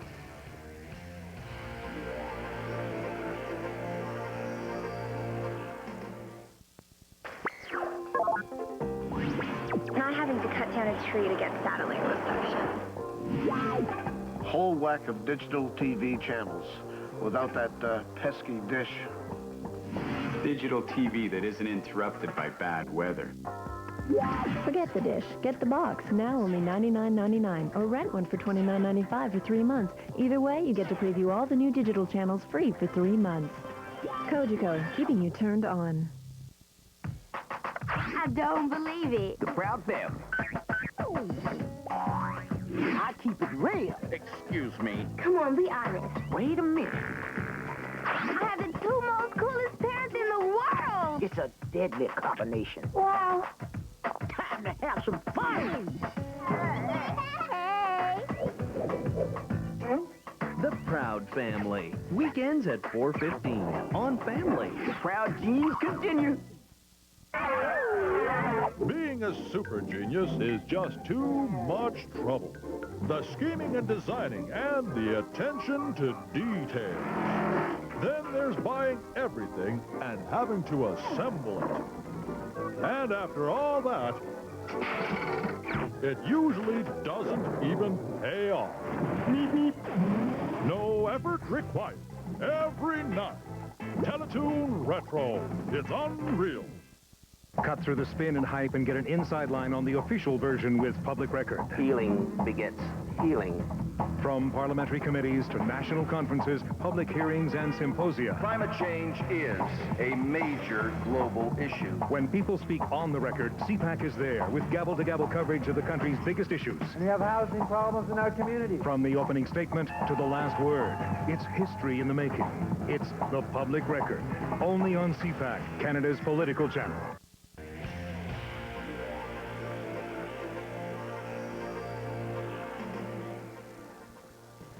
CFL preseason action here at halftime with Pinball Clemons.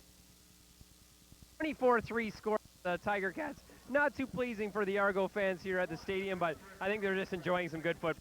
Without question, and it's not about the score in preseason. Obviously, we haven't played our 2 quarterbacks that are going to start the season for us. They're not playing into the second half because the coach wants to give them a chance to finish a game. And as often can happen in preseason, things get a little bit sloppy, but they want to see in the second half that they come out and put some points on the board and do some good things defensively. We knew this was going to be a big event when we were here for the announcement a while back, and there was so much media and so much hype around the game, and it really turned out to be a good crowd and a good night for football, and really it just turned out to be everything you expected to be when you set this up. Absolutely, and the crowd, the people here, it's almost a sellout in the stands here tonight, and we had really bad rain earlier. Now the sky is opened up. We got little kids running around playing football out on the field. This is a wonderful summer night, a great night for football, and the city of London should be proud of itself. You don't have many preseason games outside of the stadiums that the teams usually play in, so this is a little different for both of these guys, and I'm sure it's a little different for you as well to set up a preseason game outside. What has this whole process been like, organizing this outside preseason game?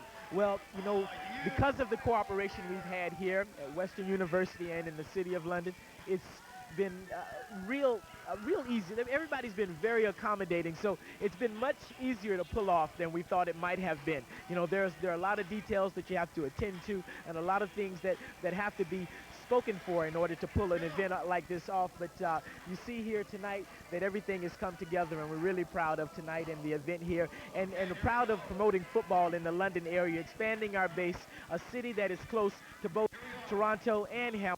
So we got fans from both sides, so to help kindle interest in the both sides, and maybe even have fans from London here go and visit their favorite city, whether it be Toronto or Hamilton. Well, I know a lot of these fans are Ticats fans. This is kind of Ticat country, closer to Hamilton than it is to Toronto, so they're enjoying the game nonetheless, though, for the Argo fans. Everyone knows that you're a great player on the field. Talk about now what your role is off the field and what you're doing as president of the Argos, and whether you're enjoying that as much as you are playing. Well, I love life, so and really enjoying this opportunity. And what we're now doing is building the organization, both on the football field,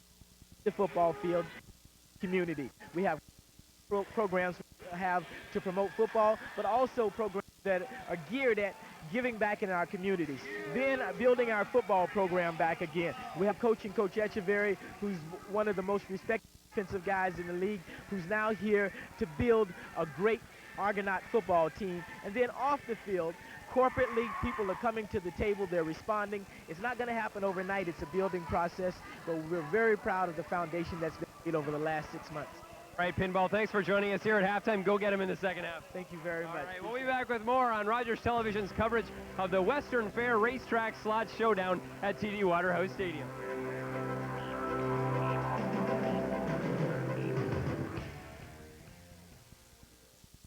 Welcome to the madness. You're about to be entertained.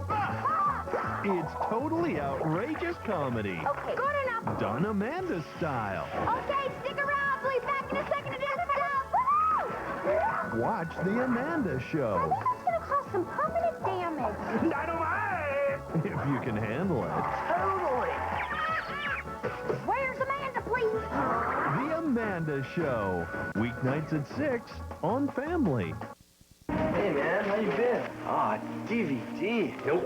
It's digital. Unbelievable sound. And I finally got to choose what channels I wanted from a whole whack of them. Of course, you took them all. Oh, yeah. Storm. No interference. Pretty sweet. Where'd you stick the satellite dish? It's, right over there. Cogeco Digital Cable TV. Everything you need for the ultimate television experience without the dish. Game? Yeah. What's with the whole hunting and gathering thing? Cooking the food and then having to clean up afterwards. Worrying about a balanced diet and the 4 food groups. Easier just to grab a frozen dinner and heat it. No recipe required. Every night. Teletoon Retro. It's unreal. Hi, sweetie. Smile for the camera. Show Grandma the cake you're making. She's going to be so happy to see you. Macular degeneration is the leading cause of blindness in Canada. It can destroy your central vision in a few short months and the ability to see the faces of those you love. If you experience any change in vision, consult your eye care professional.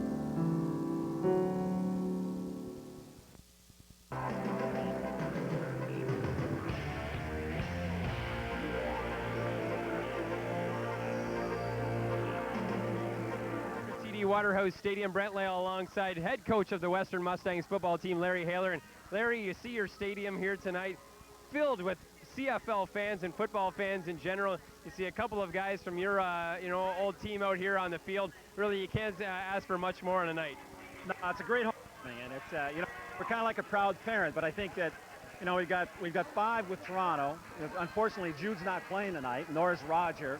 But we have 5 with Toronto, and Dwayne scored the touchdown for Hamilton. So, I think our team, our university, our community, and the whole area is proud of our people. So, excited for them, and very excited to have this kind of evening with this kind of crowd, this kind of environment. It's a special buzz. What do you think this game and this crowd means to the Mustang season coming up? I think they've seen now there's going to be good football. I think a lot of these people haven't been to this stadium before, and now they get a chance to see a showcase game, and I think that's going to really spread to your season coming up. Well, I think, and we see some of it on the field right now with the minor league teams playing at halftime, and so this to me is a throwback game. This is the grassroots of the CFL. The CFL began around communities and community football and grassroots, and so now we have this game where people from across the community and around have come and said, hey, this is a great product. Come and see football, and let's come and take that opportunity. With the Mustang season coming up, you finished your recruiting, you're getting ready for a season. School year's not too far away. I think it's like 9 weeks until school starts again, although it just ended. What are the Mustangs shaping up like this season?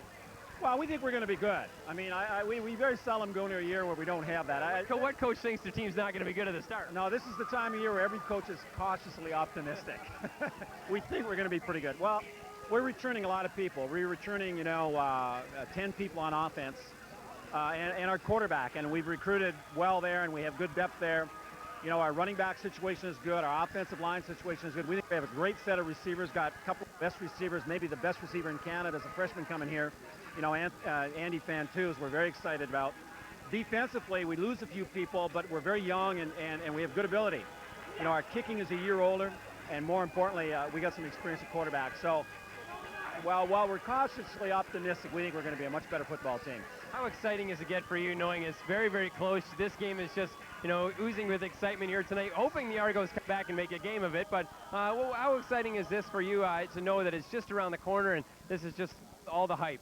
Well, it's exciting. I mean, I've been around the stadium and meeting and greeting people, and a lot of our alumni and a lot of our old players are back in the stands. I saw Jimmy Kardash and Michael O'Brien's here. Just a lot of great people. So, as soon as the CFL starts, it's football season. And there's been a buzz around this community for the last 2 weeks about this game. And it's intensified with each passing evening, and it's culminated here this evening with a great evening, great crowd, and a great... So I'm a football fan. I don't have to get me motivated to go, and I think this is an opportunity. Well, Larry, we appreciate you taking the time for us. What do you think of the second half? You think Toronto can come back in this game? Hamilton, very, very tough. They got a lot of great NCAA players on their team, and they got a very, very good contingent of CFL stars as well, a couple of Hall of Famers. Do you think Toronto can come back in this one? Well, of course, I think they can. I think that probably Gary's in there right now kind of telling them what they need to do in order to get there, but they've also, they got to keep getting beat at the corners. The Hamilton corners have been doing a great job, and they got to take the ball deep a few times to kind of back them away. All right, Larry, thanks a lot for joining us. We appreciate it. My pleasure. All right, we'll be back with more on the Western Fair Racetrack Slot Showdown at TD Waterhouse Stadium. Coming up the second half after this break.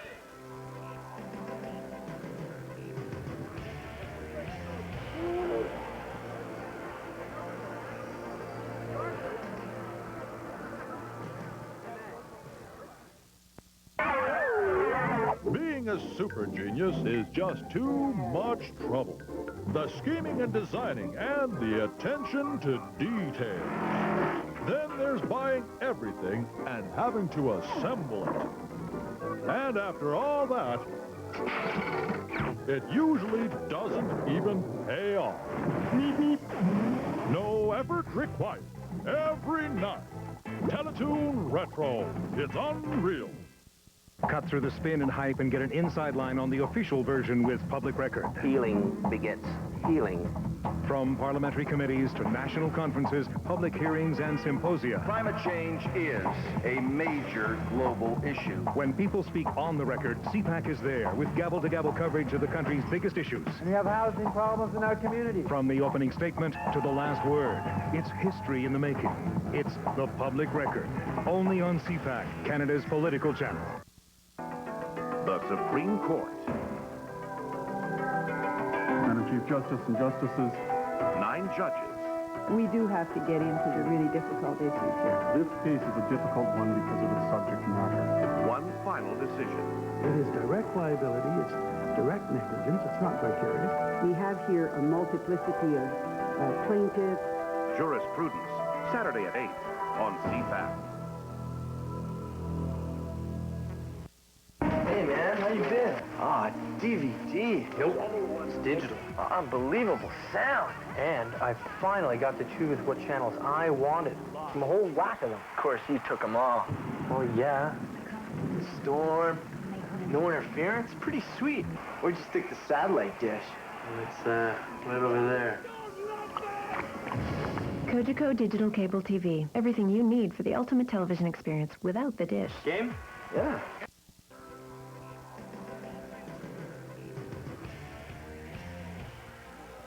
TD Waterhouse Stadium just winding down at halftime here, getting ready for an exciting second half of CFL preseason action. Brent Lail here on the sidelines of the game between the Tiger Cats and the Argonauts. Hamilton off to a big lead, 24-3. All of Hamilton's points coming in the first quarter.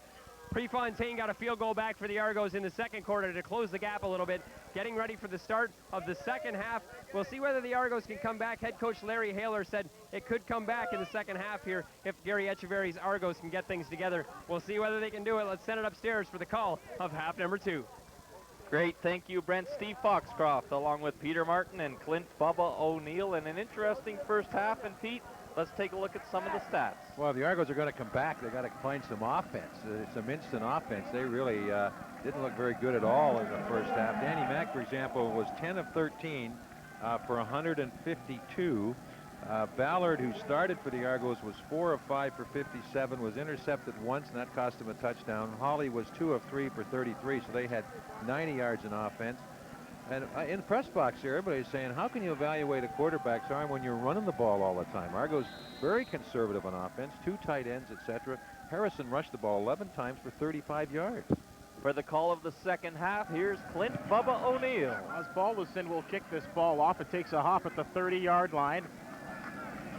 And it's Marcellus Turner changing his field. He goes from one side to the other. Now he's going to cut it up at the 30-yard line, and he is rocked once again at the 32. Well, we talked about running backs and kick and punt returners making good decisions, and that time Turner was extending the field, all the while looking up to take advantage of an opportunity. It finally came, but not as big as he wanted it to. He got about 5 on the return.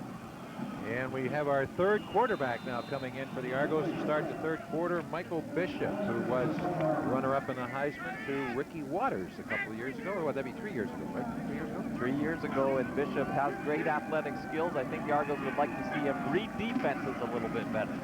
Bishop hands off. Oh, my goodness. A straight plow ahead by Fabian Rain, the Western product, very familiar with these surroundings. And stepping up there to bring him down quickly, Lamont Bryant. Bryant, we talked about earlier, the product out of Notre Dame, 6'3", 255. Well, I mentioned the Argos wanting to run the ball. Harrison 11 times, Ballard 1, Turner 1, Hawley 1.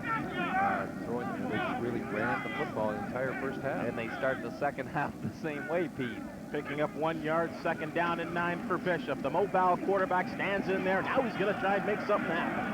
Just dumps it off, and it is up for grabs. Tried to just dump it off there to his intended target. It appeared it was Tyree Davis. And a nice play. Was it Chris Schelling, Steve, that stepped up? Stepped up to make the play. Well, you watch Bishop on that play. They say that he throws the ball or likes to run the ball and doesn't sort of is patient enough to sort of wait for the pass receivers to get open. He was patient there. Then he scrambled when he realized he had no other option. But that was dangerous when you start to throw across your body and try to come back over the line. Prefontaine with the punt. And on the return, once again, Stephen Fisher, and he's done the majority of work in terms of returning punts this evening for the Tiger Cats.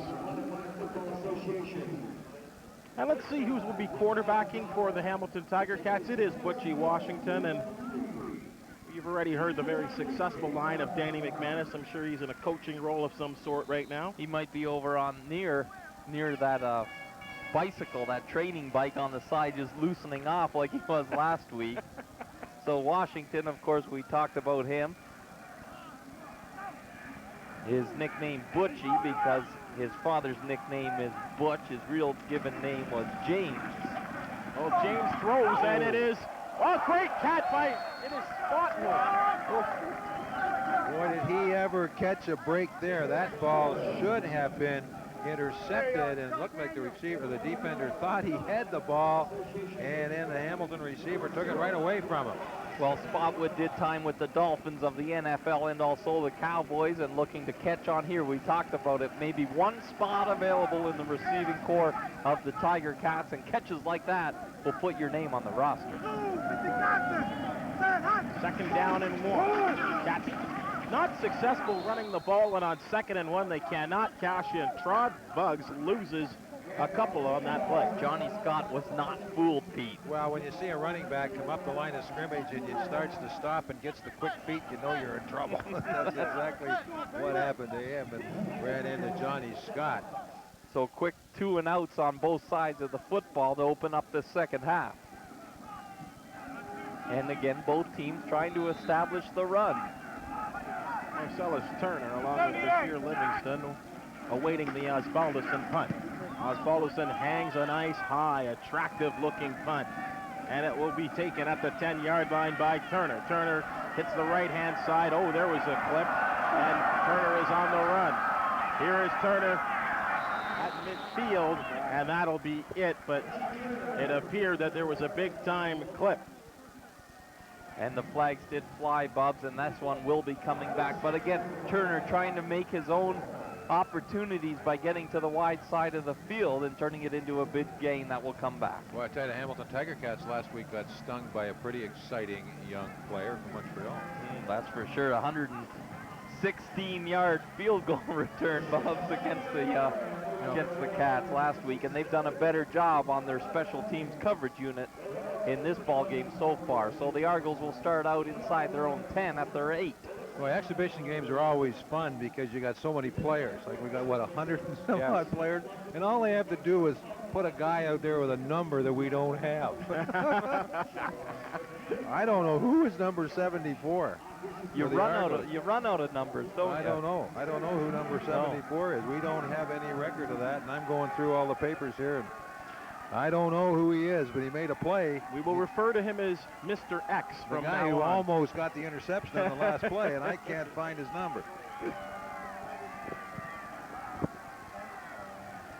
So again, sorry, Bubs, a timeout on the field, and again, we hope you're enjoying Rogers Television's coverage of the Western Fair Racetrack Slot Showdown.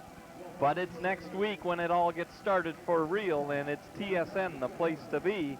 50-game schedule begins next Friday night, and they go up to Ottawa where it will be the Renegades and the Rough Riders out of Saskatchewan.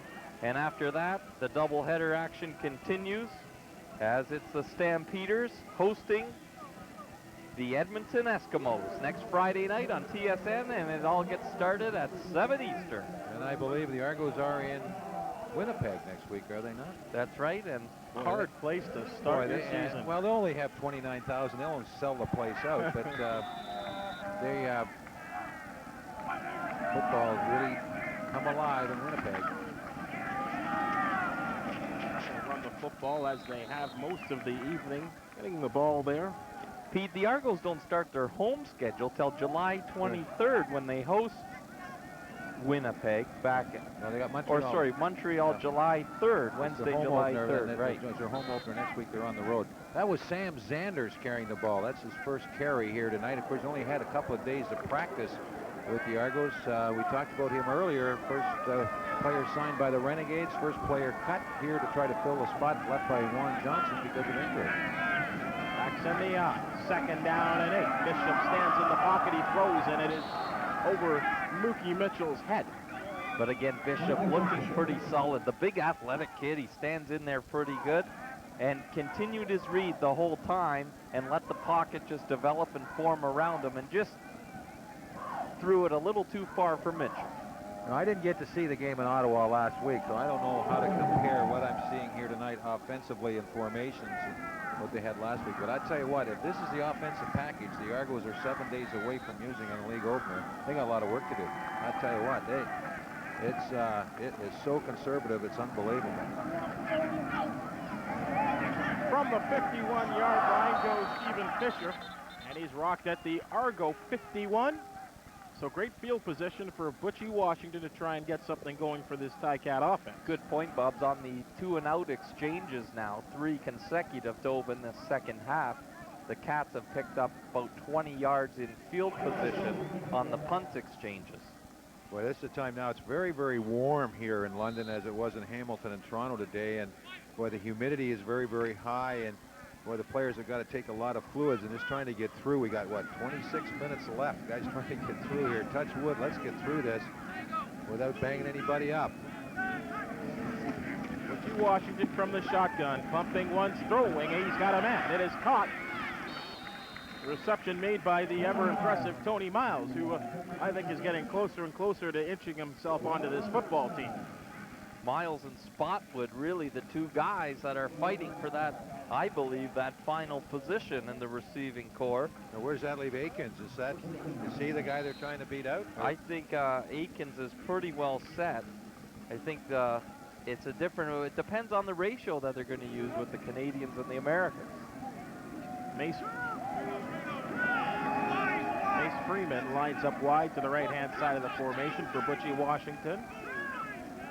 There are a total of 5 wide receivers on the play. And here's Butchie Washington rolling right, looking downfield, throws, and it is caught. Spotwood at the 25-yard line, and that will move the stick. So Butchie Washington looking very effective on the rollout there. Well, Adrian Smith had the coverage all the way across the field on the receiver, Spotwood, and he was there. The coverage was there, and that ball was thrown quite nicely on the run, right? Just led the receiver enough so that Adrian couldn't get his hand in front. Washington takes a snap that time, settles in, but again, bails out of the pocket, throwing off his back foot, and a nice catch there by Spotwood. I think he's sort of justified in doing that. He said that number 89 was getting a little close. From the 25-yard line of the Argonauts, here's the pitch going to the short side of the field. Bugg steps over one, and he's inside the 15-yard line. So Hamilton's best run of the evening by the backup Trod Buggs. He gains 12 on the play. Well, Buggs still looking to make this team as well. Played 4 seasons at Marshall University, where he was originally brought in as a linebacker, and then was on offense for short yardage situations before switching full-time last year to the running back spot. Was named All-Metro and All-Central Florida earlier on in his career as well, and getting the job done on that carry. Ball is spotted on the Toronto 13-yard line. Again, the pitch to the short side of the field. Buggs over the 10-yard line and into the 8. Well, there's 2 ways to make it happen on the run, Pete. As you know, get there quickly and beat the defense, or let things develop, let your blocking take place in front of you, and then pick a hole. Well, when you're going to run the football with your tailback and you're in a 2-back set, you really count on your fullback to be the guy who's helping create some space, kicking out a linebacker or double teaming of the defensive end. And this time it's Trevor Bowles on the last 2 plays. He's done a nice job of sticking his nose in there and creating some room for Buggs. The most successful runs for Hamilton, again, 10, 11-yard, and 5-yard runs, running right at Joe Mott. Here's for Washington, and he just short hops the football, looking for Bowles, Randy Bowles on the play. And again, I want Butchie Washington to settle down in the pocket. He never sets and throws. Watch him set, take a read, and then drop back 2 more steps. Right here. Boom. 2 more steps, and then that is the cause of an underthrow. No, I never watched him in college. Did he ever have to do that in college? I think he was, yeah, again, I don't know what they ran there. This is probably also strange to him to have to drop back 1, 2, 3 set, look for somebody. I think you see that a lot with young quarterbacks too, Pete. Oh, yeah. You're still learning the game. 15-yard effort for Osbaldiston, and that's a piece of cake. It's a freebie for a fan. You know what? When you think about it, is there anything tougher when you're standing back there with the ball and you got guys that are 250, 260 breathing down your neck, and you say, you got to forget about all that stuff. That's right. You got to forget about all that. Now, he's not going to hurt you. You just sit in there and then let him, then you'll find that guy. Right? And then we'll pick you up off the field with a spatula. And also, they're only like 6'5", 6'6" ahead of you, too. And you're kind of trying to look over and look downfield. You got the quick feet. Yeah, that's why I'm still alive, because I got quick feet. CFL preseason football here on the Rogers Television Network. 27-3, the Hamilton Tiger Cats leading the Toronto Argonauts. 8 minutes exactly remaining here in the third quarter. Well, you know, the thing is, too, that the Argos, when you watch a game, I mean, it's really hard when you got 50, 58 guys, you know, but you look at the bench, you look at the way guys run off and on the field and stuff. Boy, what happened in that first quarter really deflated the Argos. They're just sort of, let's get out of here and get reorganized, get on the bus, get home, and get organized. Paulus Balduson in his 17th year, actually born in England. Many people don't know that about Ozzy, and now residing in the Grimsby area. We just found out who number 74 is. His name's Jackson. But it's not Stanley Jackson, because this guy's playing linebacker. Is there a Jackson anywhere in the depth charts? I was given David Winbush. No, Winbush was a little running back who got cut. Winbush is half the size of Jackson. Winbush was the same size of Archie Turner. Our crack research team on the ball. Well, they got Stanley Jackson, but he's a quarterback. Unless they figured if you can't make the quarterback, you got to be a linebacker. You got to be a linebacker. You know, anyway, it remains a mystery for now. I told you, Mr. X is more appropriate. Mr. X. We may never find out. 27-3, the Tiger Cats in control of this football game, and once again, Oswald is getting a lot of work with the kickoffs. And he sails one nicely. It'll be taken by Rashawn Harrison. Harrison at the 25 at the 30-yard line, and that is about it. Brought down by Warren Muzica, who's doing a great job tonight on special teams for the Tiger Cats.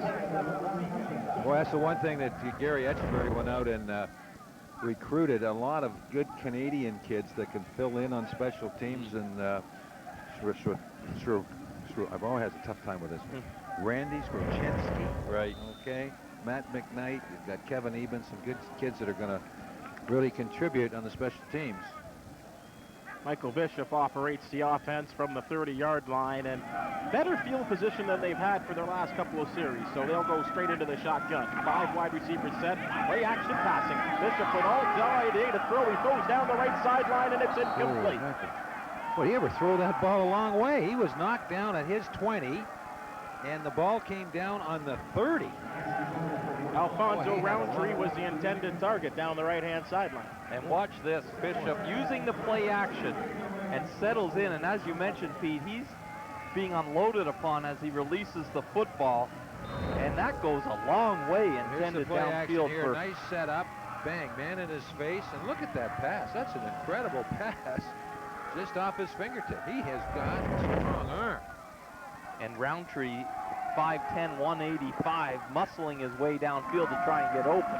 Second down and 10. Bishop throws deep one more time. And breaking over the middle was Marcellus Turner. But Bishop, again, with that strange, big-time arm. There's a flag on the play as well, Bubs. And it looks like it may go against the Tiger Cats. So the Argo offense may stay out there a little longer. Watch this as Bishop settles in. And this could be, Pete, a little bit of reading what's going on downfield, because he overthrows guys that are open. He's played very little football since he left college. Right? He had a brief stay in the National Football League, played in Europe for a little bit, but really hasn't played a heck of a lot. And, you know, you come up here and you're on the wide field, you've got that extra defensive back. You know, we talked about the quickness of the game being a problem for quarterbacks, but boy, that extra player in the secondary really causes grief. So it's first down and 10. Bishop once again trying to set up a screen, perhaps. Now he's going to have to roll out. Flags are on the play once again, and he throws deep. Looking for more yelling, and it is intercepted. Hamilton will decline that because he's going to be holding against Wayne Morgan. Diedrich Mathis on the interception. And it's another turnover. Watch at the bottom of your screen, 52 for the Argonauts. Just won't let go with that big left paw. And Glenn Johnson spotted that, and Mathis again stepped in front playing the ball. I apologize to the captain, Dwayne Morgan. That wasn't Dwayne Morgan, that was Dave Camacho. The rookie who got caught for holding a big guy, 6'7", 325 pounds, but he got caught putting the hook on there. And the Tiger Cats seem pretty solid at that corner back position with Hamilton and Woodson and Mathis, who steps up out of Houston to make a play that time. He used to play in the New York Mets organization for baseball, and he looked like an outfielder just snatching that lazy ball. Butcher Washington setting up the screen for the fullback, Randy Bowles, and he's able to tumble over the 30-yard line, and that's about it. Boy, Mike O'Shea made the tackle. Michael's played a lot of football here tonight. I don't think he's missed a shift here, and the Argos have got lots of linebackers. Chris Neal is going to be here, I'm sure. We talked about Houston, and Mike O'Shea is going to be the anchor, and I think they're looking for Michael to have a better year this year than he had last year, because he was banged up a little bit, had to have some off-season knee surgery. Maybe that's part of it, playing his way into game shape here tonight. 2nd down and 6. Here come the Argonauts off the blitz. Washington gets away, and he just dumps it off to Mace Freeman. It'll be very close to a 1st down. So you're talking about the Argos, their training camp, when they go to camp, they're allowed so many days of two-a-days, right, with the arrangement that they have with the Players Association. But the Argos have sort of lightened up on the players a little bit in training camp because of what's going to happen with their schedule. They got 4 games in 15 days. When you get the odd number of teams, you're going to get these weird schedule mixes now, and so they got to be prepared. They just can't beat everybody up and have to play that many games in a short period of time. 1st down and 10 from the 38-yard line, and the Cats flags on the play. Straight ahead, it is Bugs breaking through. Let's see what the flags are all about. Let's take a look at it again and see if we can spot what happens. Obviously something in the line play, and Bugs fights his way through to get into the backfield of the Argonaut defense. And it is offside, Argos, as they were caught in that neutral zone area. The Cats accept the penalty.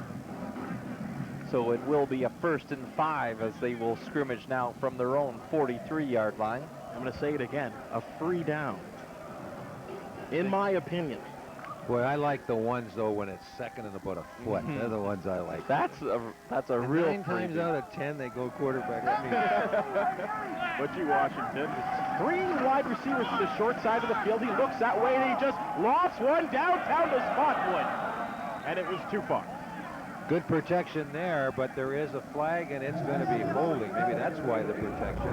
This is when an exhibition game gets a little ragged, doesn't it? You get... It's hot. The guys are starting to get tired. They're emptying the bench. They're putting everybody in, and we're seeing a flag on just about every play. First time tonight, really, Washington settled into the pocket and delivered the ball downfield, and there's a good look at Spotwood, the Syracuse product, who made a fine catch earlier on the deflection. So now, back-to-back penalties, and it will be 1st and 15 Cats. Ball back to their own 33.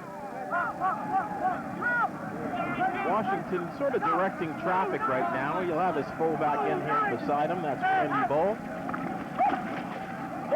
Throw to Amerson, deflected, and could have been intercepted, but Fletcher just kind of was waiting for someone else to do something. Great play defensively, though. Get a replay right here. You see when the Argos line up. Well, you don't get a chance to see it there. They had 9 guys lined up on the line of scrimmage. Now, you imagine you're a quarterback, and you're sitting there, you're taking a look at that, and you're going, okay, here's 9. I've only got 7 max. Who's coming, who's not coming? And then the 3 ended up dropping out, so they only brought 6. But that's what creates confusion for the young quarterback. Is pretty snappery trying to figure out what the heck are they doing. See, they're doing something, sir. They're going to send 8 right at Washington, and he just says, hello, anyone on the sideline. That's called making a good decision for a young quarterback.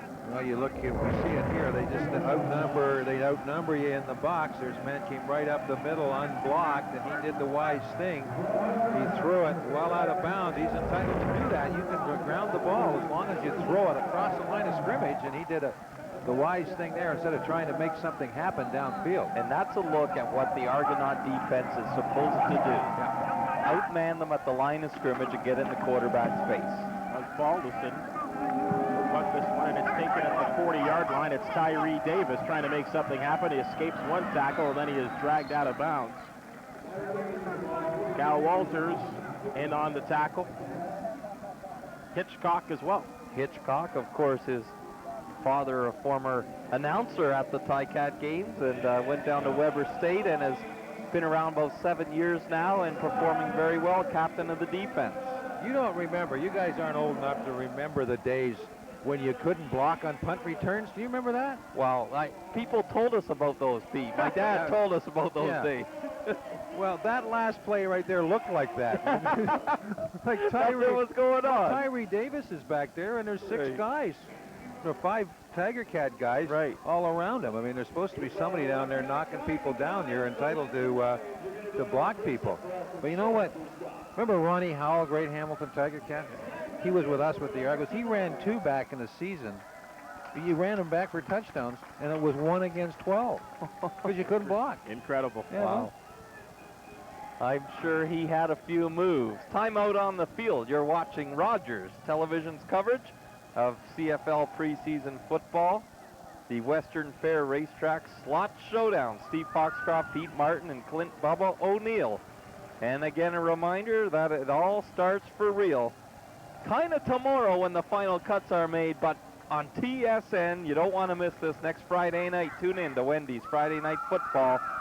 The Saskatchewan Roughriders will travel to Ottawa, and after that, it's Edmonton and Calgary. 2 outstanding games to get the season kicked off. Who we got this year on TSN? Schultze. Panel. Matt Dunnigan, not too bad. Quarterback. Schultze wasn't too bad as an offensive tackle. And Jock Klimey. Right. Now, and in Randorf, Dave Randorf is the host, and so watch with interest as Jock Klimey tries to straighten out Dunnigan and well, they do. Well, he's the big-time lawyer, isn't he? Yeah, you know what?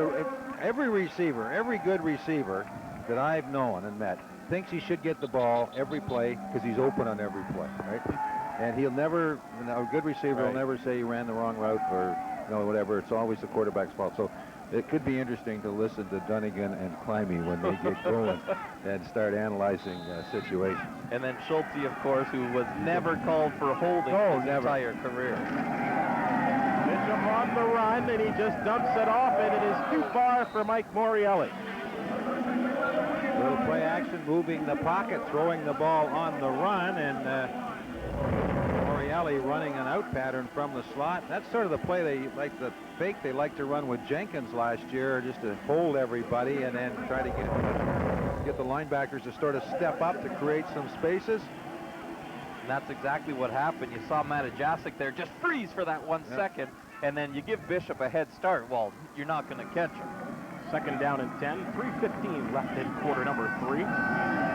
27-3. Argonauts in a hole here. Michael Bishop trying to make something happen.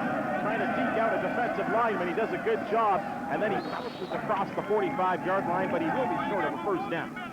Pretty good breakdown defense that time by the Tiger Cats not to get fooled by Bishop as he went upfield.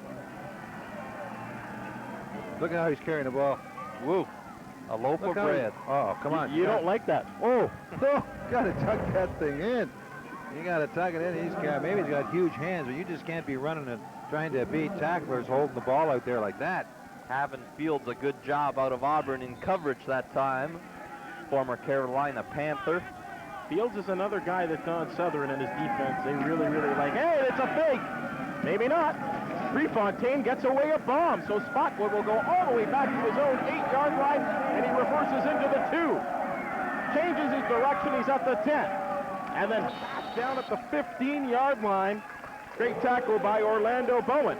Well, an interesting play by the Argos, the fake of the fake, and really, Pete, do you want to show that this early in the season?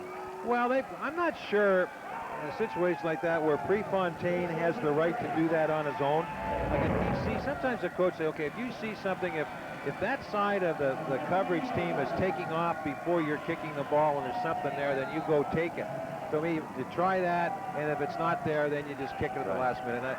He did it there, and that's the best kick he's had tonight. He kicked that a mile.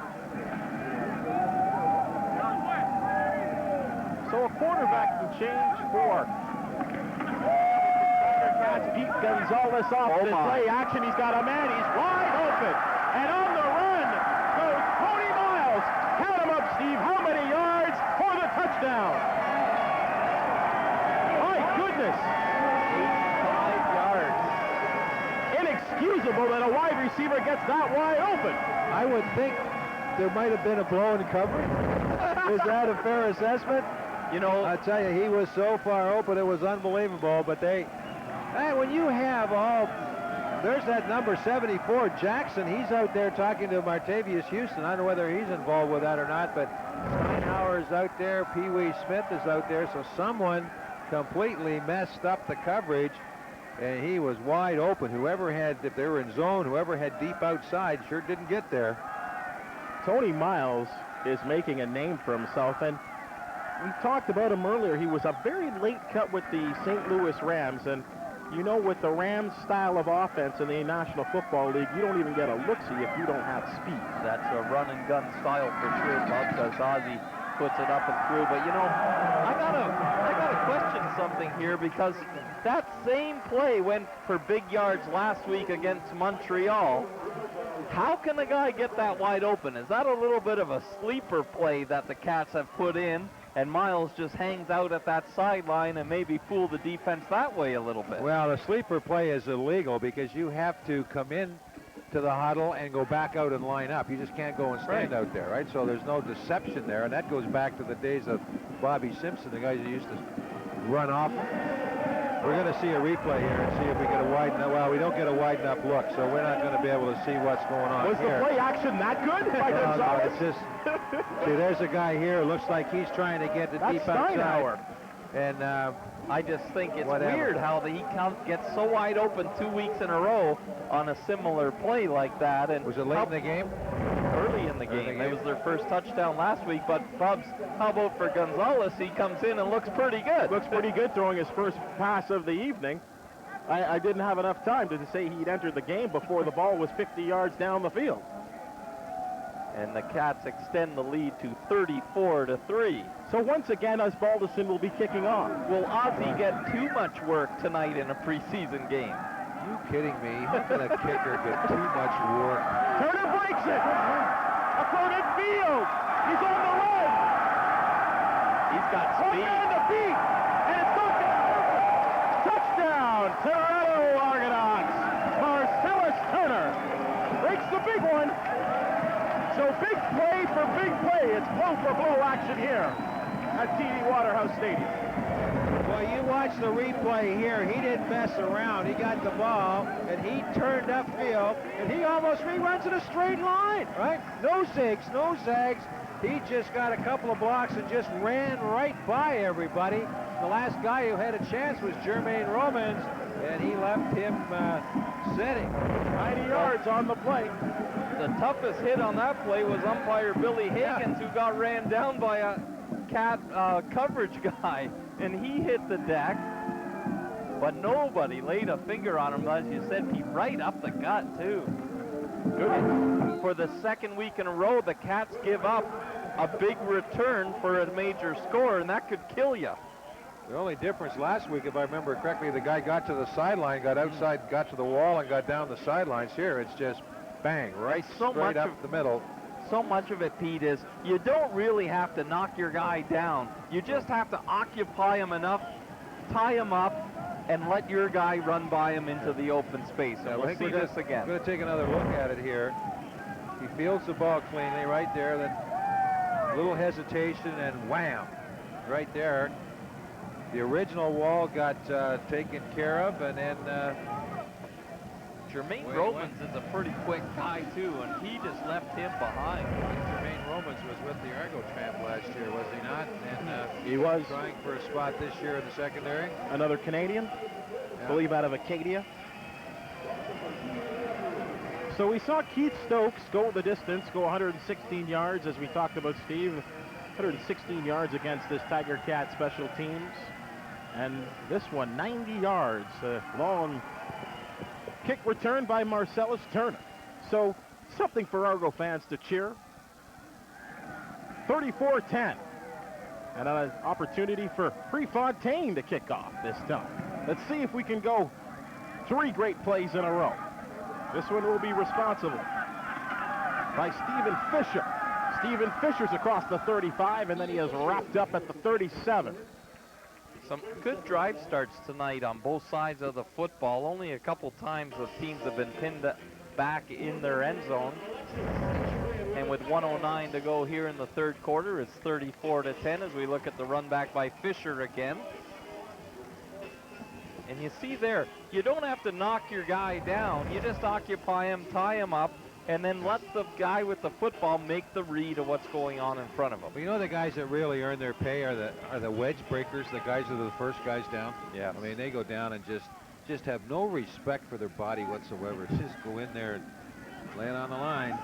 Pete Gonzalez comes out throwing. He's got Aikens. He's at the 40 and out of bounds, just shy of the 45-yard line. Well, Gonzalez, the book on him, of course, he's out of Pittsburgh in his first month really in the CFL, an undrafted rookie signed by the Steelers a few years back and then ended up with the Buffalo Bills before joining the Tiger Cats earlier this preseason. Shoulder problems are some of the reasons why he's in this league. Was a blue chip All-American coming out of high school in Miami before moving along to Pittsburgh. And I was impressed with Gonzalez last week. I think he's a pretty good pocket passer with good size. And again, for being early in his CFL career, I like the way he reads the field.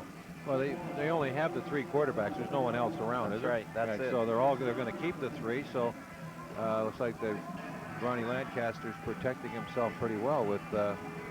And the thing here tonight, we know Danny Mack is the starter for the Tiger Cats. It's between Butchie, Washington, and Gonzalez to see who will hold the headset and the clipboard. This will be the final play of the third quarter. 3rd down and 1. Gonzalez hands off and straight ahead over the top is Kenny Vermette. He has a 1st down for the Tiger Cats. The one thing that's been interesting tonight is when you get into a preseason game that, okay, we'll come back to that after the break. Sure, you're watching CFL preseason football. The Cats 34, the Argos 10 through 3 quarters. Stay with us.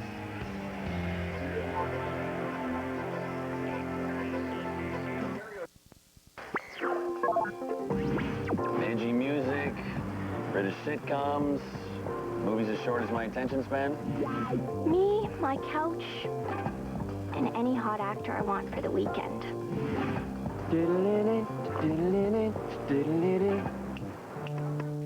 Turn on to digital TV right now. Own or rent the box and you'll get a 3-month preview of the new digital channels absolutely free.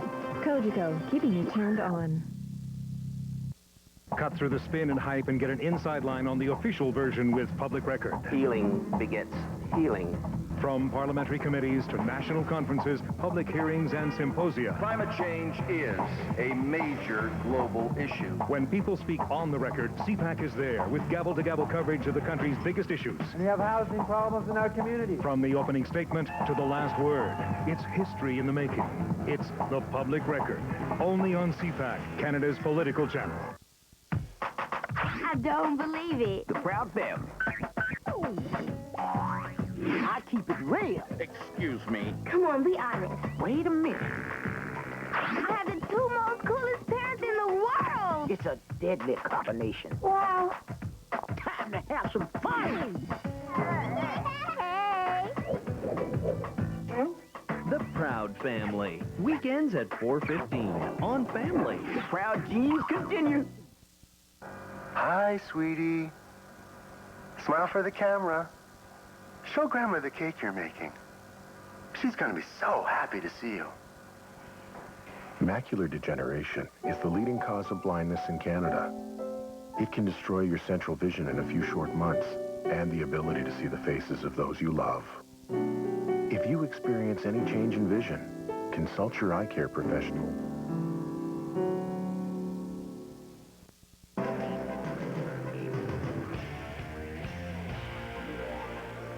Congratulations, London and surrounding area. Sold out TD Waterhouse Stadium for tonight's preseason football action, and I have a feeling we're going to be back here in future years.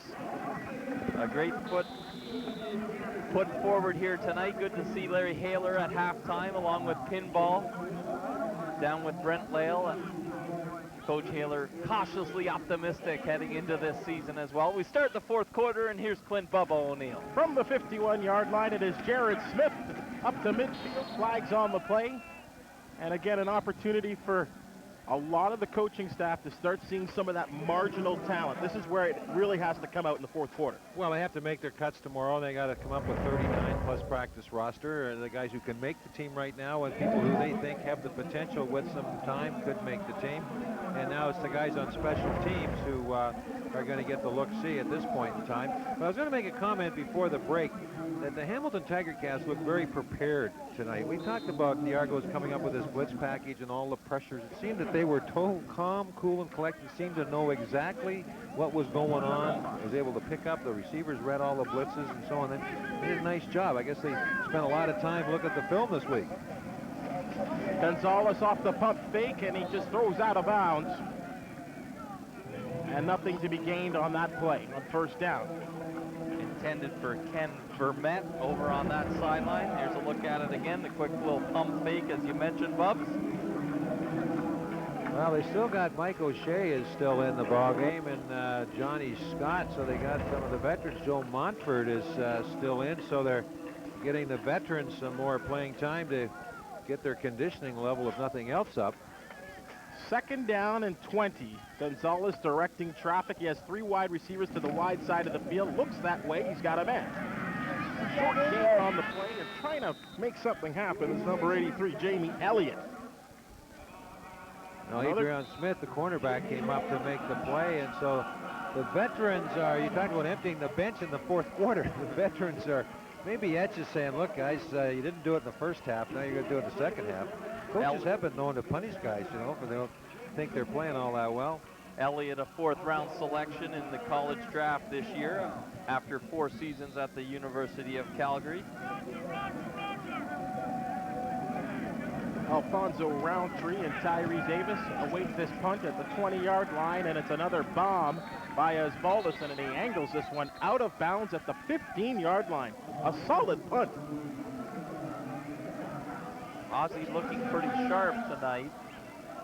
Getting some good shoe into the ball. 34-10, the Cats on top, and we talked about it. This is a chance now. This is probably the part of the game film that the coaches will look at the most. Because as we get down to the last 3 or 4 names that will decide the final roster, this is the time of the game when they're in there. Well, we're going to see our fourth and final quarterback for the Argos. Stanley Jackson is in the ball game, and you know, this is tough. You know, when you go in to be quarterback in the fourth quarter, I'm not sure you've got all the first stringers in there, and it's pretty hard to. We'll check to see who they have on the O-line here to see if it's represents the starting group to give him a chance to show what he can do. The other thing too, Pete, is you've been standing around for a couple, 3 hours, and you know, how sharp can you be? You've warmed up, and now you've cooled off, and now you'd look to warm up again. I see McDermott's out there, and Sandy and Ziada, so they have some of the starters out there. But you're working against basically a second-and-a-half string defense now in the Tiger Cats. How much can Stanley Jackson learn against a defense that'll be playing pretty honest? You know, it was interesting. A lot of people were talking last year with the Argos fighting for a final playoff position in the last 7-8 games of the season, and Jimmy Kemp got a lot of those starts, and a lot of people questioned it as maybe Stanley Jackson could have seen action in those games to get valuable experience for down the road, and down the road is right now. But the word that I got was that he wasn't ready. So there you go. Chicken or the egg, and how do you get that experience? Well, but I guess you show your readiness by how you practice and what you show as far as knowledge of the offense in practice. Obviously, he didn't show enough to merit getting the football. Stanley Jackson has a conventional set, high backfield, hands off to his tailback. Just breaking off the left-hand side. really, when you look at it, I mean, sometimes all they're going to have to critique tonight is how well they reverse pivot and hand off to the tailback. Right? I mean, they haven't throwing the ball all that much to... and, you know, the quarterback numbers at halftime anyway have been pretty good. The completion ratio has been high. Both teams have moved the football a bit. The Argos really have just made more mistakes in execution. But their offense doesn't have sort of any kind of a rhythm to it. Like they haven't been able to get into any rhythm and flow, do something and set something up and come back and do something else. 2nd down and 6. Stanley Jackson in a lot of trouble, and it is quarterback down. Count the receivers downfield. One on the sideline here, one inside the hash mark, and one on the other side. And they're all covered. He's got no choices. And everything going no deep, choices. Everything deep for the Argos on that. Nothing as a... Yeah, and he's in the pocket. He's in the pocket, and Hamilton comes from the outside to keep him in the pocket. I mean, there's no chance. There's no chance. Gonzalo Floyd credited with the sack, and Floyd, an interesting situation for Gonzalo. He's been that sort of other side for Joe Montfort over the years, and this season, it may be his kitchen. And he came into camp with 15 more pounds of muscle than Gonzalo Floyd. Anything you want to know about the rules, I got it here. And Kenny Green provided you with an updated rule book. Yeah. Mace Freeman from the Tiger Cat 49-yard line. He's on the sidelines. Flags are on the play, and then he is rustled out of bounds by Rashawn Harrison. What you do is you take the rule book home and you put it beside your bed. If you're ever having a tough time sleeping, you just pick it up and you start reading. Team A has the ball, gives it to Team B. Player from Team C does this. You know, it puts you to sleep in about 30 seconds. But necessary reading. As an official, Steve, how do you feel about this? It's tough. You know what? He's right. It is tough. Team A, Team B, point of last possession, all this kind of stuff. It is tough reading, that's for sure. It doesn't have a wide subscriber list. Yeah. That's one of the reasons why you watch the National Football League. The referees down there, I don't like a lot about the NFL, but one thing where the referees are really great at explaining the penalties. Yeah, they do. They really do. So you don't have to know the rules. The guy down there explains it all to you. I love the unabated towards the quarterback. Whatever that means. 1st down and 10 for the Tiger Cats from the 45-yard line. Pete Gonzalez at the controls. He hands off to his running back, Kenny Vermette, breaking off the left-hand side, and they're keeping it simple, stupid for as far as the Tiger Cats go. They want to keep it on the ground and try and work on that running attack. Well, Donnelly, the tackle, was the guy who had Joe Montfort that time, and he sort of occupied him, and the back was able to step up inside. The Argos will be moving Montfort around. I guess when he was in Hamilton, he was always the wide side guy, and sort of the same thing will happen here, and they'll move him around, probably play him a little bit on the inside just to keep everybody honest to find out where's Joe. Gonzalez now drops into a shotgun on 2nd down and 8. Here comes the blitz. Gonzalez stands in there, and he has a completion. It is Elliott right at the 1st down marker. Watching Montfort on that play, the guy who was blocking him sort of chop blocked him and got his hands down, and they threw the ball over. They got a good charge off the line of scrimmage, but they sort of went low on him, got his hands down, and threw the ball over his head. Good catch by Elliott. He actually lived in Africa for 5 years and did that travel thing like most people do out of university, did the Europe thing. We talked about the ordained minister earlier. Well, Elliott's father is a minister, and here he is making a nice catch on that far sideline. And again, a nice job there by a receiver. When you need 8 yards, don't run 6 or 7. He ran the 8 and got the 1st down for the Cats. 1st down and 10 from the midfield stripe. Gonzalez stands in there, and he throws long down to the right-hand side, and it is incomplete. Mace Freeman, the intended target. Well, that's just Gonzalez setting up and throwing the football, whether the guy's covered or not. Just saying, Coach, I can throw the ball as far as Butchie Washington. Look at him settle in there. Yeah, look at this, Coach. I can throw the ball as far as anybody in the league, so don't anybody tell you that I got a weak arm. But what I like about Gonzalez is the way he does set up and use the pocket, and he doesn't bail out and give up on that pocket too early. But that's important for him to establish that. I mean, we make fun of that, but it's important for him to establish the fact that he can throw the ball that well. That's right. right. Everybody will say, wait a second, this guy can throw, and they respect him. Plus, really, it might set up something else coming back here, maybe a shorter ball like this. To Mace Freeman, he sidesteps one, and look at Mace Freeman go. He'll be very close to a first down. Let's see where they spot it once again. So Mace Freeman making some things happen on the outside, and Freeman's an interesting slot back, I believe he's listed as right now, but when he first came here, he was a bit of a running back. They had him in special teams, and he's been able to just to maintain a job here with the Tiger Cats, doing a variety of things. Well, he's the Montreal product that went down to the University of Toledo. He was a Southfield and Toronto All-Star, made Toronto Sun's first team All-Metro out of Lorne Park High School, and they chug out a few pretty good football players out of Lorne Park. Here's Gonzalez, first down and 10 from the Argonaut 45. Inside handoff, Jared Smith. My favorite Tiger Cat, Bubs, getting the job done here late in the game. The Canadian running back out of the University of Waterloo, able to pick up 3 on the play. Look at him protect the football, too. So very important, and that's what those short yardage backs need to do, Pete. You know who I still think should be in Hamilton is Eric Lapointe. Eric Lapointe, an interesting player. I think a couple teams have used him as trade bait to get other things while he developed a little bit. Boy, he played great that 1 year. Gonzalez with a little flip to Mace Freeman. He's at the 30-yard line, and not much more.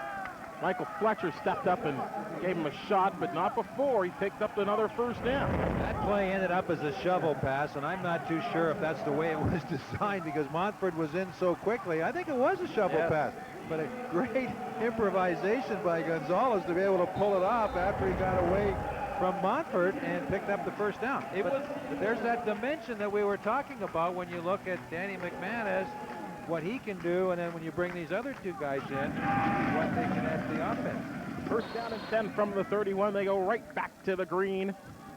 And it is Jared Smith. Bubs, you talked about the Cats having the inability to close a game in the fourth quarter with a run game to chunk time off the clock.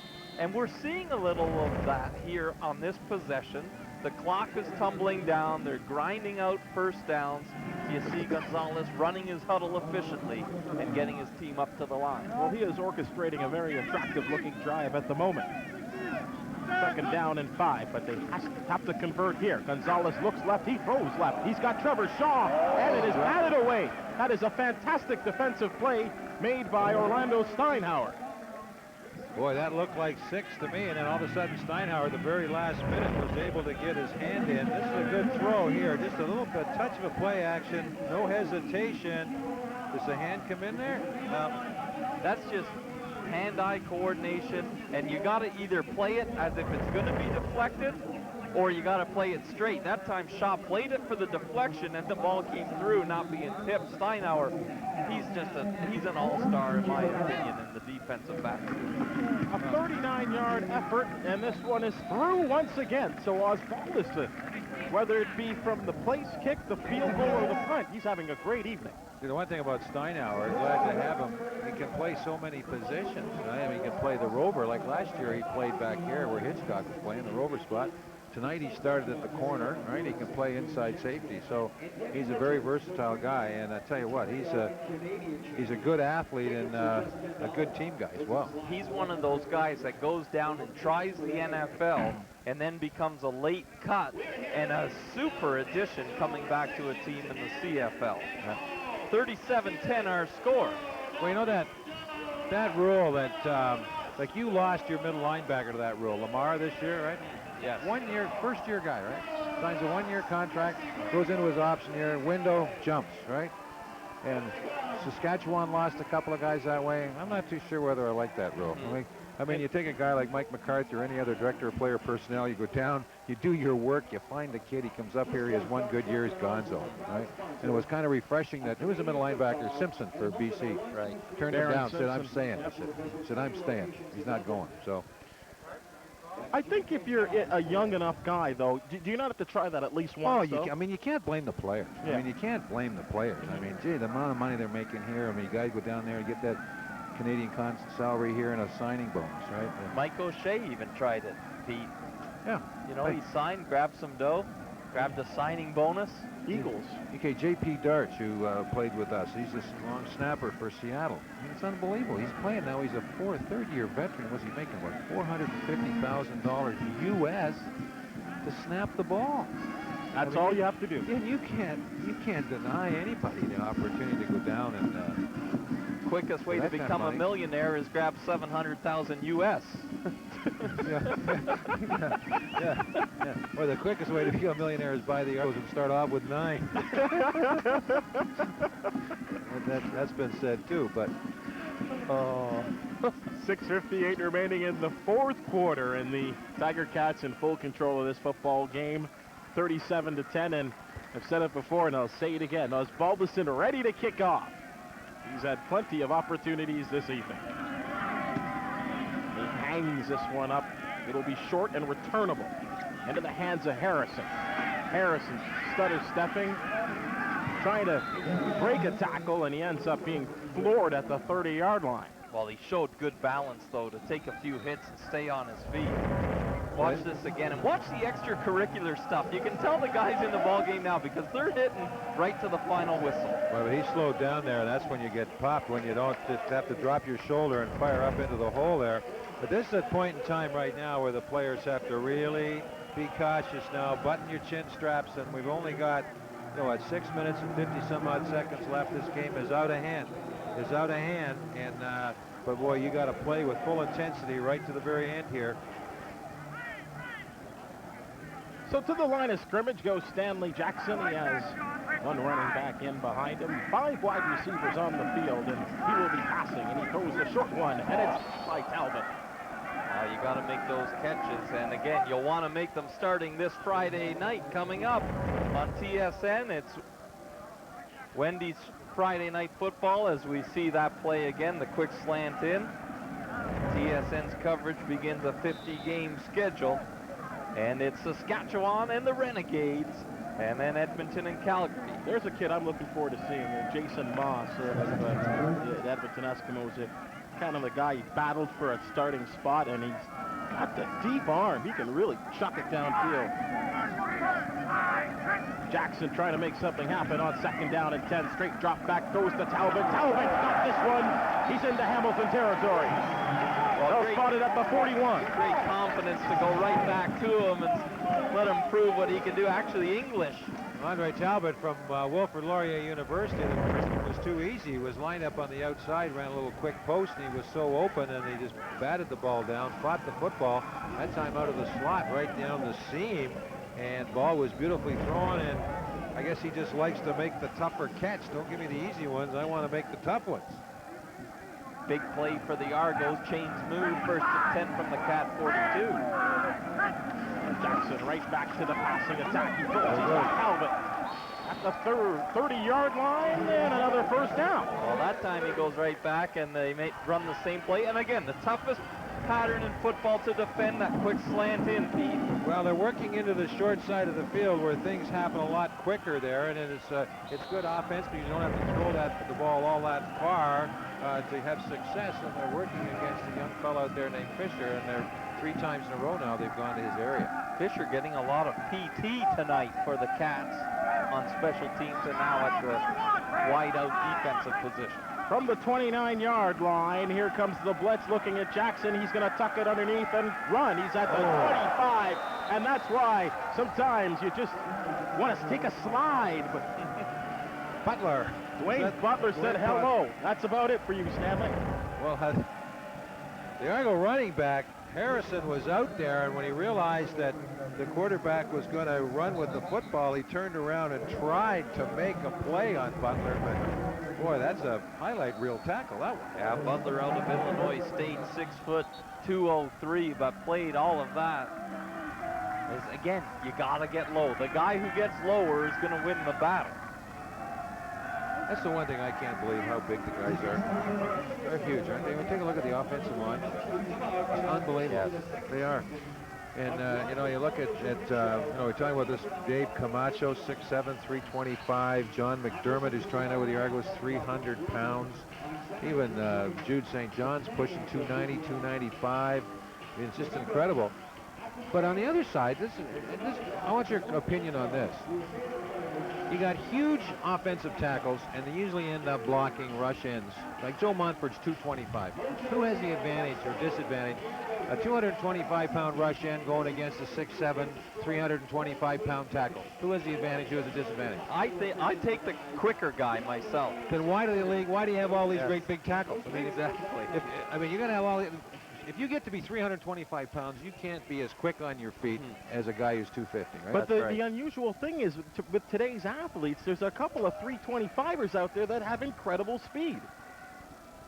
And good footwork, good handwork. Oh, I know that. But, I mean, why do you have to have a guy 325 pounds to block a guy who's 250? And I think they just want him to just keep everything to the outside and away from the quarterback, and hopefully you tell your quarterback by 1,003 you're getting rid of the football. But I talked to Ron Lancaster about this. What he said was the problem is trying to find a tackle who isn't 325 pounds. That's for sure. Because we got our TSN games again coming up. Wendy's Friday Night Football, Saskatchewan at the Ottawa Renegades, and the Edmonton Eskimos travel into Calgary, and that is a kickoff battle. And I know, talking to Chris Schultz last week, he was very excited about that late game coming up on the Friday night doubleheader. Very important down here for Stanley Jackson on 2nd down and 6. Operating from the 25-yard line of the Cats, 4-man rush in his face. He stands in there, and he has a completion at the 18-yard line, and bouncing off ongoing tacklers is Darrell Ray. So Darrell Ray moves the sticks. Darrell Ray is a huge target. Men were flying off him. Stanley Jackson has not had all the regulars to work with, but I tell you watch him. He's getting away from the center very quickly, setting up nicely, and he has a nice throwing action. He's got mechanically, comes over the top, and he seems to be focused downfield, looking at the receivers as opposed to looking to bail out from the rush. So he's had some impressive throws here tonight. First down and 10. Operating from the 12-yard line of the Cats. High snap. Jackson throws to the end zone. Touchdown! It is caught by Andrew English. A 12-yard play. Well, we got a flag around the 25-yard line. Plus, we got a little bit of WWF going on at the 15-yard line. So we'll have to wait and see what the flag is here. I think the flag will be roughing the passer, as Jackson was drilled as the Tiger Cat rusher took about 2 steps after Jackson released the football and unloaded on him. And I think that's what the extra skirmish was all about down there. Well, it's nice to see Andrew English get the touchdown. 7 or 8 year veteran. He's had some injury problems the last couple of years that have really affected his play, and he's trying to make this ball club, and there's a lot of receivers fighting for a few jobs. But he's a happy man to celebrate just his arrival of his second son last week. So congratulations to Andrew on the increased size of their family. Yeah, the family grows, and English converts from the 12-yarder, I think you said, Bob, the former UBC Thunderbird. Prefontaine will try and make it 17 on the scoreboard for the Argonauts, and he does so. Great job by the hold on the high snap that time to get it down. Looked like Aben there. And Prefontaine just sort of squibbed it through. And again, it's all that matters. Again, our congratulations to the City of London for hosting this event, a sellout here at TD Waterhouse Stadium, and a great night for football, a torrential downpour just really an hour or so before kickoff. Again, a little drizzle just before kickoff, but that didn't deter these fans, and they are an excited bunch. There's a familiar face. Another defector from Hamilton down the road. Daryl Orlando Steinauer. Get all the other Hamilton guys in there. This may be the last time we mention Mike Lisco's name. was his idea to move the game here. I have to give him credit for that. No, it was his idea. When he was the commissioner, he was that started sort of the ball moving here. And apparently this is just the beginning of whether they come back to London or not. But apparently there's going to be other traveling exhibition games and so on. I would say Quebec City would be a good host. I would say Halifax for sure would be a good host. But they have to, I guess the situation is, though, they have to talk a team into giving up a home exhibition game or creating a third exhibition game. Right. Right. Like now the teams only play 2. You can create a third game. I think for the Argos, a preseason game would be attractive for them to give up so they don't have to pay Sky Dome rent. They might do better here than they would have. Short kick attempt and out of bounds. This one only carried about 7 yards. And this is a pretty severe penalty, I find, when you kick it out of bounds like this. And I guess they have to make it a severe penalty, or the teams late in a game, in a close game, would just keep attempting the onside kick. It's worth their while. Well, the options are you get to take it out of bounds where it goes out of bounds, right? Or you can have it kicked over again, right? It's a procedure call.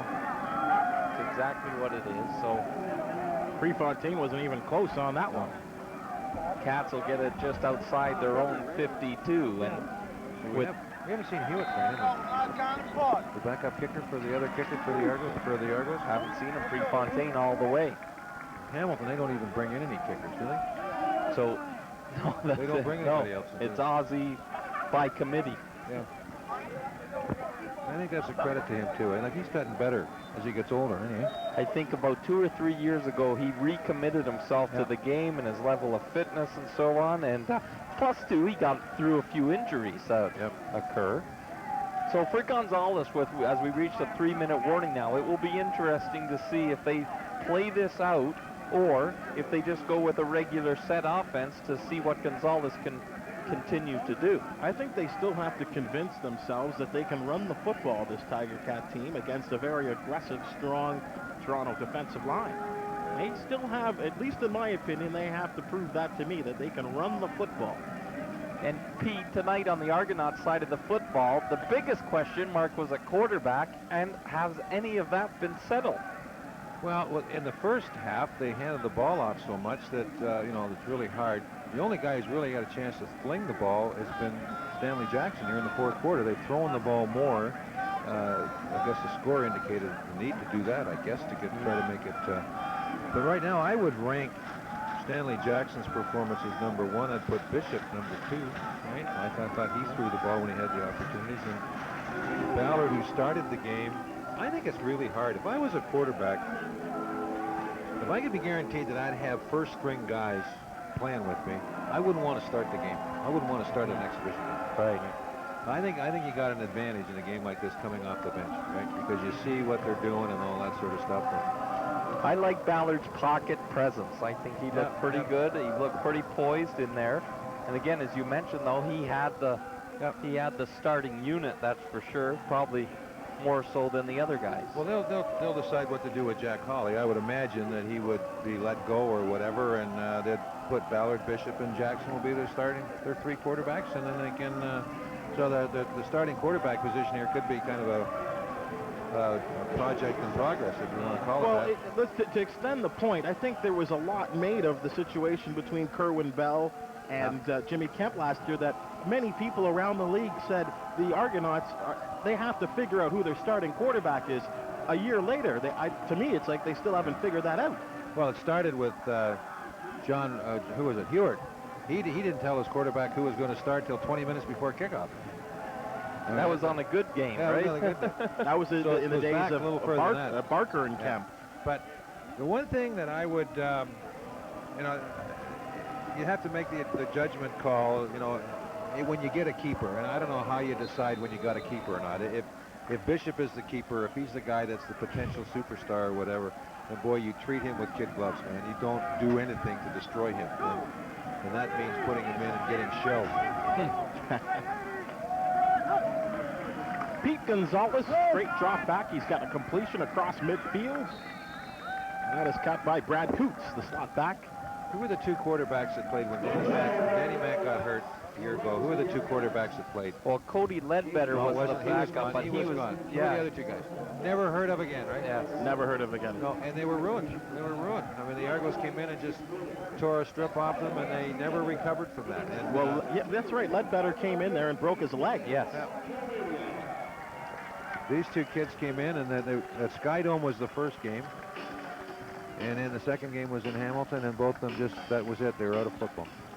You know what? At one man, I can remember his last name is Dillon. That's how bad it is. Corey Dillon. Yeah, that's Corey Dillon is a running back. There was a Dillon. There was a Dillon and someone else. And someone else, we don't even know who he is. But like you said, the importance of knowing who your quarterbacks are. Yeah.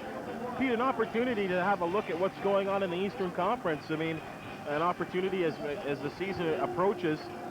Who's going to win this division? Well, based on what I saw last week against you guys in Hamilton, I would think Montreal would be probably the class of the Eastern Conference.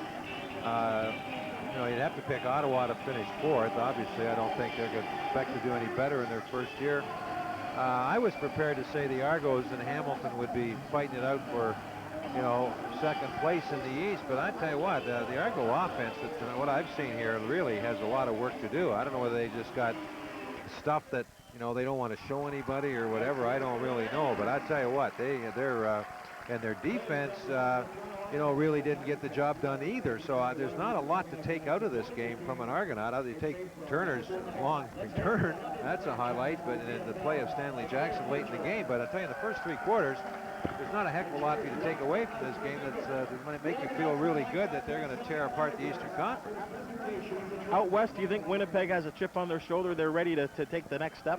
Well, they're in another conference now, all right? And I tell you what, that's going to be a dandy out there. I mean, Edmonton's better.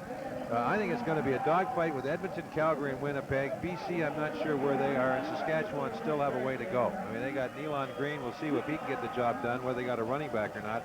But they're really, Danny Barrett's under the gun there. They really got to do something this year, and I'm hoping that they do because it's a great football city. But that Western Conference is, and if we're not careful here, the crossover could very well be a factor. And a lot of that crossover happens early in the schedule. The BC Lions come in and play Montreal early in the week, and then Hamilton on the Saturday. A lot of east-west matchups early on. Second down and 3. Gonzalez facing a blitz, steps up. Now he just scrambles away, and then it's quarterback down. He is finally brought down by number 94, Kendrick Goulston. And that's just the pocket collapsing eventually. There's a guy, Goldston, who we were told that was not going to play because he went home because his wife had a baby, but I guess he got back in time. Congratulations. Yes. Still don't know who 74 is, though. Well, this will be the final play of the football game. And it's Aussie kicking. Bubs, the clock has been reading 00 since the 3-minute warning, so I think there's still some time remaining. It's being kept on the field right now as there's been a malfunction to the clock. So it's the old-fashioned hold up the flag at a minute thing. Pete, were you in the days of no the clock? timer had too many donuts. That's the problem. It's not. Clock's working fine. The timer had too many donuts. Tyree Davis on the return out at the 30-yard line. And that's about it. Our head timer tonight, Ron Knisley, I think doing a super job up here beside us in the booth. We never have a problem with Ron at the helm. Flags are on the play once again. Pete, your knowledge of playing football without a clock, do you go that far back? Oh. Well, they had scoreboards. With the flip, with the guy that used to have to run and flip it. You know what they had? They had a minute flag. That's what it is. They don't have the minute flag anymore. Yeah. When did they get rid of the minute flag? You're in CFL football. In CFL football, it was a while ago, but in the amateur football, they still have it in amateur football. From the 45-yard line, Stanley Jackson. Last time on the field, orchestrating a very nice drive that ended up in a 12-yard touchdown. They will try and run the football. Breaking off tacklers and getting into Hamilton territory. And another referee got run over. I tell you what, they may have to come out and get him. And it was Hagens again. Sam Zanders giving the business to Mr. Higgins, but not before he picked up a first down. Let's have a look at it there. Oh, my goodness. Wrong place, wrong time. Oh, man. Well, you think Mike Tyson took a look at the other night. Higgins taking a mandatory 8 count before our next play. From the 52-yard line of the Tiger Cats. Stanley Jackson now in a shotgun formation. Wide receivers to either side. They will hand off once again. It is Xanders. Brought down at the 46-yard line of the Tiger Cats. Well, it'd be interesting to talk to Eric Tillman and find out really what happened to Sam Xanders in Ottawa. I mean, he was the first guy. They grabbed him so quick when he didn't get signed by the Argos and off the practice roster. And he's one of the first guys to be let go. He played really well. When he played for the Argos last year, we were in the Montreal when Jenkins wasn't playing. I tell you what, he was great. He was great. I'd be interested to find out what happened to him down there, because he's a good player. 1:56 to go in regulation time. 2nd down and 5. Jackson stands in the pocket. Now he runs right, and it is broken up. Nice play defensively to break on the ball by Stephen Fisher. Boy, Fisher had that one for the pick and just couldn't hang on as he went down to the turf. Step-for-step coverage. Let's have a look at it, boys. Well, Fisher basically has made the football team, I think, with the fine play he's done. He's been solid on the punt returns, and he's had a heck of a game at the defensive back position. You got to need a linebacker. Merkerson, you play with him? Merkerson, yeah, good little player. Who's going to take Montford's place? Sorry, Bob, go ahead. I mean, there's a nice balance there, I think, with Tim Cheatwood. We talked about it earlier, and I think he's got the best athleticism to get that job done as Jackson throws, and he has a first down. Finds his man. You know, coming into this game, I have to admit, I suspected more from the Argonaut defense. I thought that they would be in the face of McManus, and they would rattle McManus, but really that didn't happen from the get-go. Well, you know, I don't think Danny Mack is the type of a quarterback that the Argo defense is that effective against. You know, I think there's different ways. Some people think, well, with Danny Mack, you go minimum rush, maximum coverage, right? Or the other option, of course, is you go maximum rush and you go skimpy in the backfield. And then you let him pick you That's apart. Right. But, I mean, he throws the ball so quickly that, and he was so well prepared tonight. I mean, they had guys open all over the place early in this ballgame. And he hit all his receivers as well. As you get a younger quarterback, like you go out and maybe, I'll tell you a guy gets rattled, and this is where the Argos may have a shot next week. Kahari Jones gets rattled, right? He's still learning. He hasn't been a starter all that long.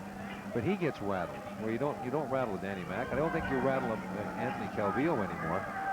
But so the Argo defensive strategy on this pressure package may have some effect on Kahari Jones. The only good thing for Kahari Jones is he's got possibly the most talented wide receivers to throw to in the league. And sometimes make him look good. Tell you, I don't know whether you've ever been to Winnipeg Stadium for a football game. But I'll tell you what, it's a treat. And they had 29,000. They sold out their exhibition. Right. I mean, it's nuts. Like they got, I don't know how many season tickets they've got, but they're going to sell out every game this year. Like they've just gone completely wacko over the Bombers, and justly so, because they're an outstanding football team. They love their big blue out there in Winnipeg, that's for sure. Backs are in the eye from the 25-yard line. Argos once again on the move. They hand off, and that is Xanders breaking tackles across the 20-yard line and stop quickly at the 17. And we are under a minute, as we do have the minute flag up at the 34-yard line. Well, I tell you what, the Argos just score here. Well, they'll make it, 37-24, and I'm not sure. This late in the game, these points sort of make the game look a little better than it really was. This game was decided earlier, and they were outclassed. It does make it look respectable when it goes off the ticker, that's for sure. Yeah. And they look at Xanders' stats and some of the other stats. Boy, they ran the ball real well. And it all came in the last minute and a half. Here's their own pancake action. Warren Muzica off the safety blitz said hello to Sam Xanders. Watch this. Wow, Muzica with a good job to just bowl through the offensive line of the Argonauts that time, and Xanders had nowhere to go. That's it. That was the last play.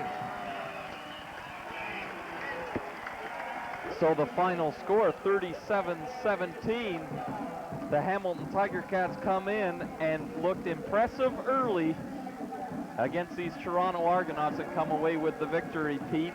And again, you say maybe Stanley Jackson most impressive tonight for the Argos at the quarterback spot.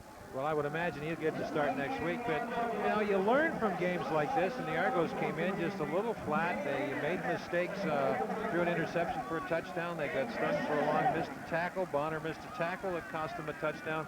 But I tell you, the Tiger Cats came out, they were ready. Danny Mack was prepared for that pressure offense, and he just picked some holes right there and found the open receiver. Well, that's it for us. For Pete Martin, Clint Bubba O'Neill, I'm Steve Foxcroft, but plenty of action still left here from the University of Western Ontario as Rogers television coverage of CFL preseason football continues.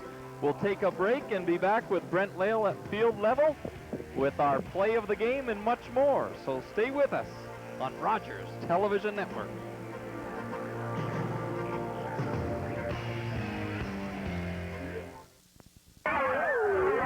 Being a super genius is just too much trouble.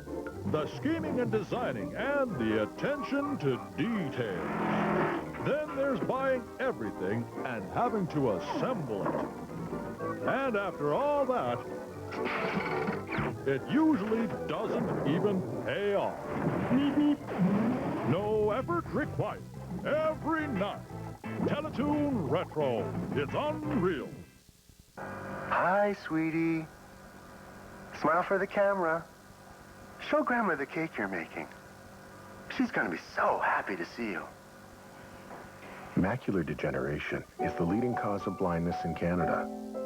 It can destroy your central vision in a few short months and the ability to see the faces of those you love. If you experience any change in vision, consult your eye care professional.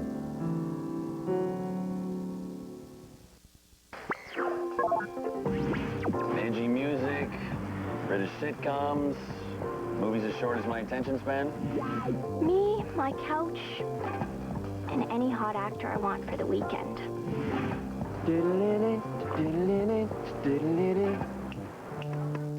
Turn on to digital TV right now. Own or rent the box and you'll get a 3-month preview of the new digital channels absolutely free. Kojiko, keeping you turned on. I don't believe it. The Proud Family. I keep it real. Excuse me. Come on, be honest. Wait a minute. I have the 2 most coolest parents in the world. It's a deadly combination. Wow. Time to have some fun. The Proud Family. Weekends at 4:15 on Family. The Proud Genes continue.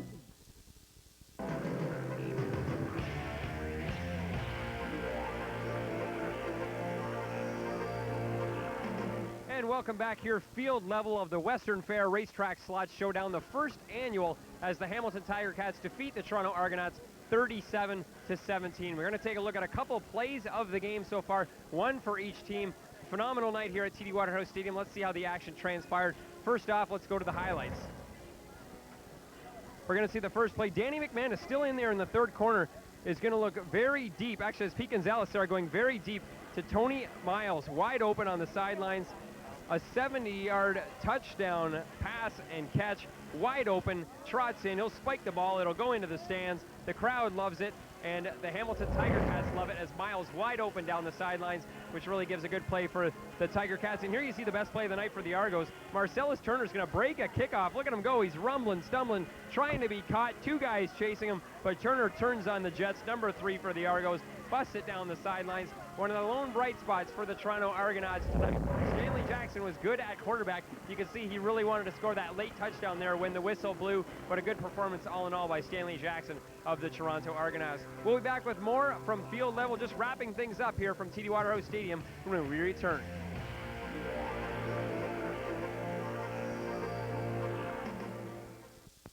I don't believe it. The Proud Family. I keep it real. Excuse me. Come on, be honest. Wait a minute. I have the 2 most coolest parents in the world. It's a deadly combination. Wow. Time to have some fun. The Proud Family. Weekends at 4:15 on Family. The proud genes continue. Binging music, British sitcoms, movies as short as my attention span. Me, my couch, and any hot actor I want for the weekend.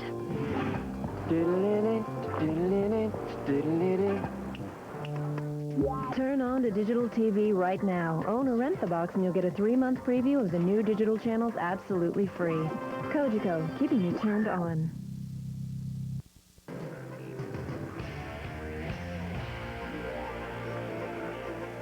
Hamilton Tiger Cats 37, Toronto Argonauts 17 at the first annual Western Fair Racetrack Slots Showdown here at TD Waterhouse Stadium.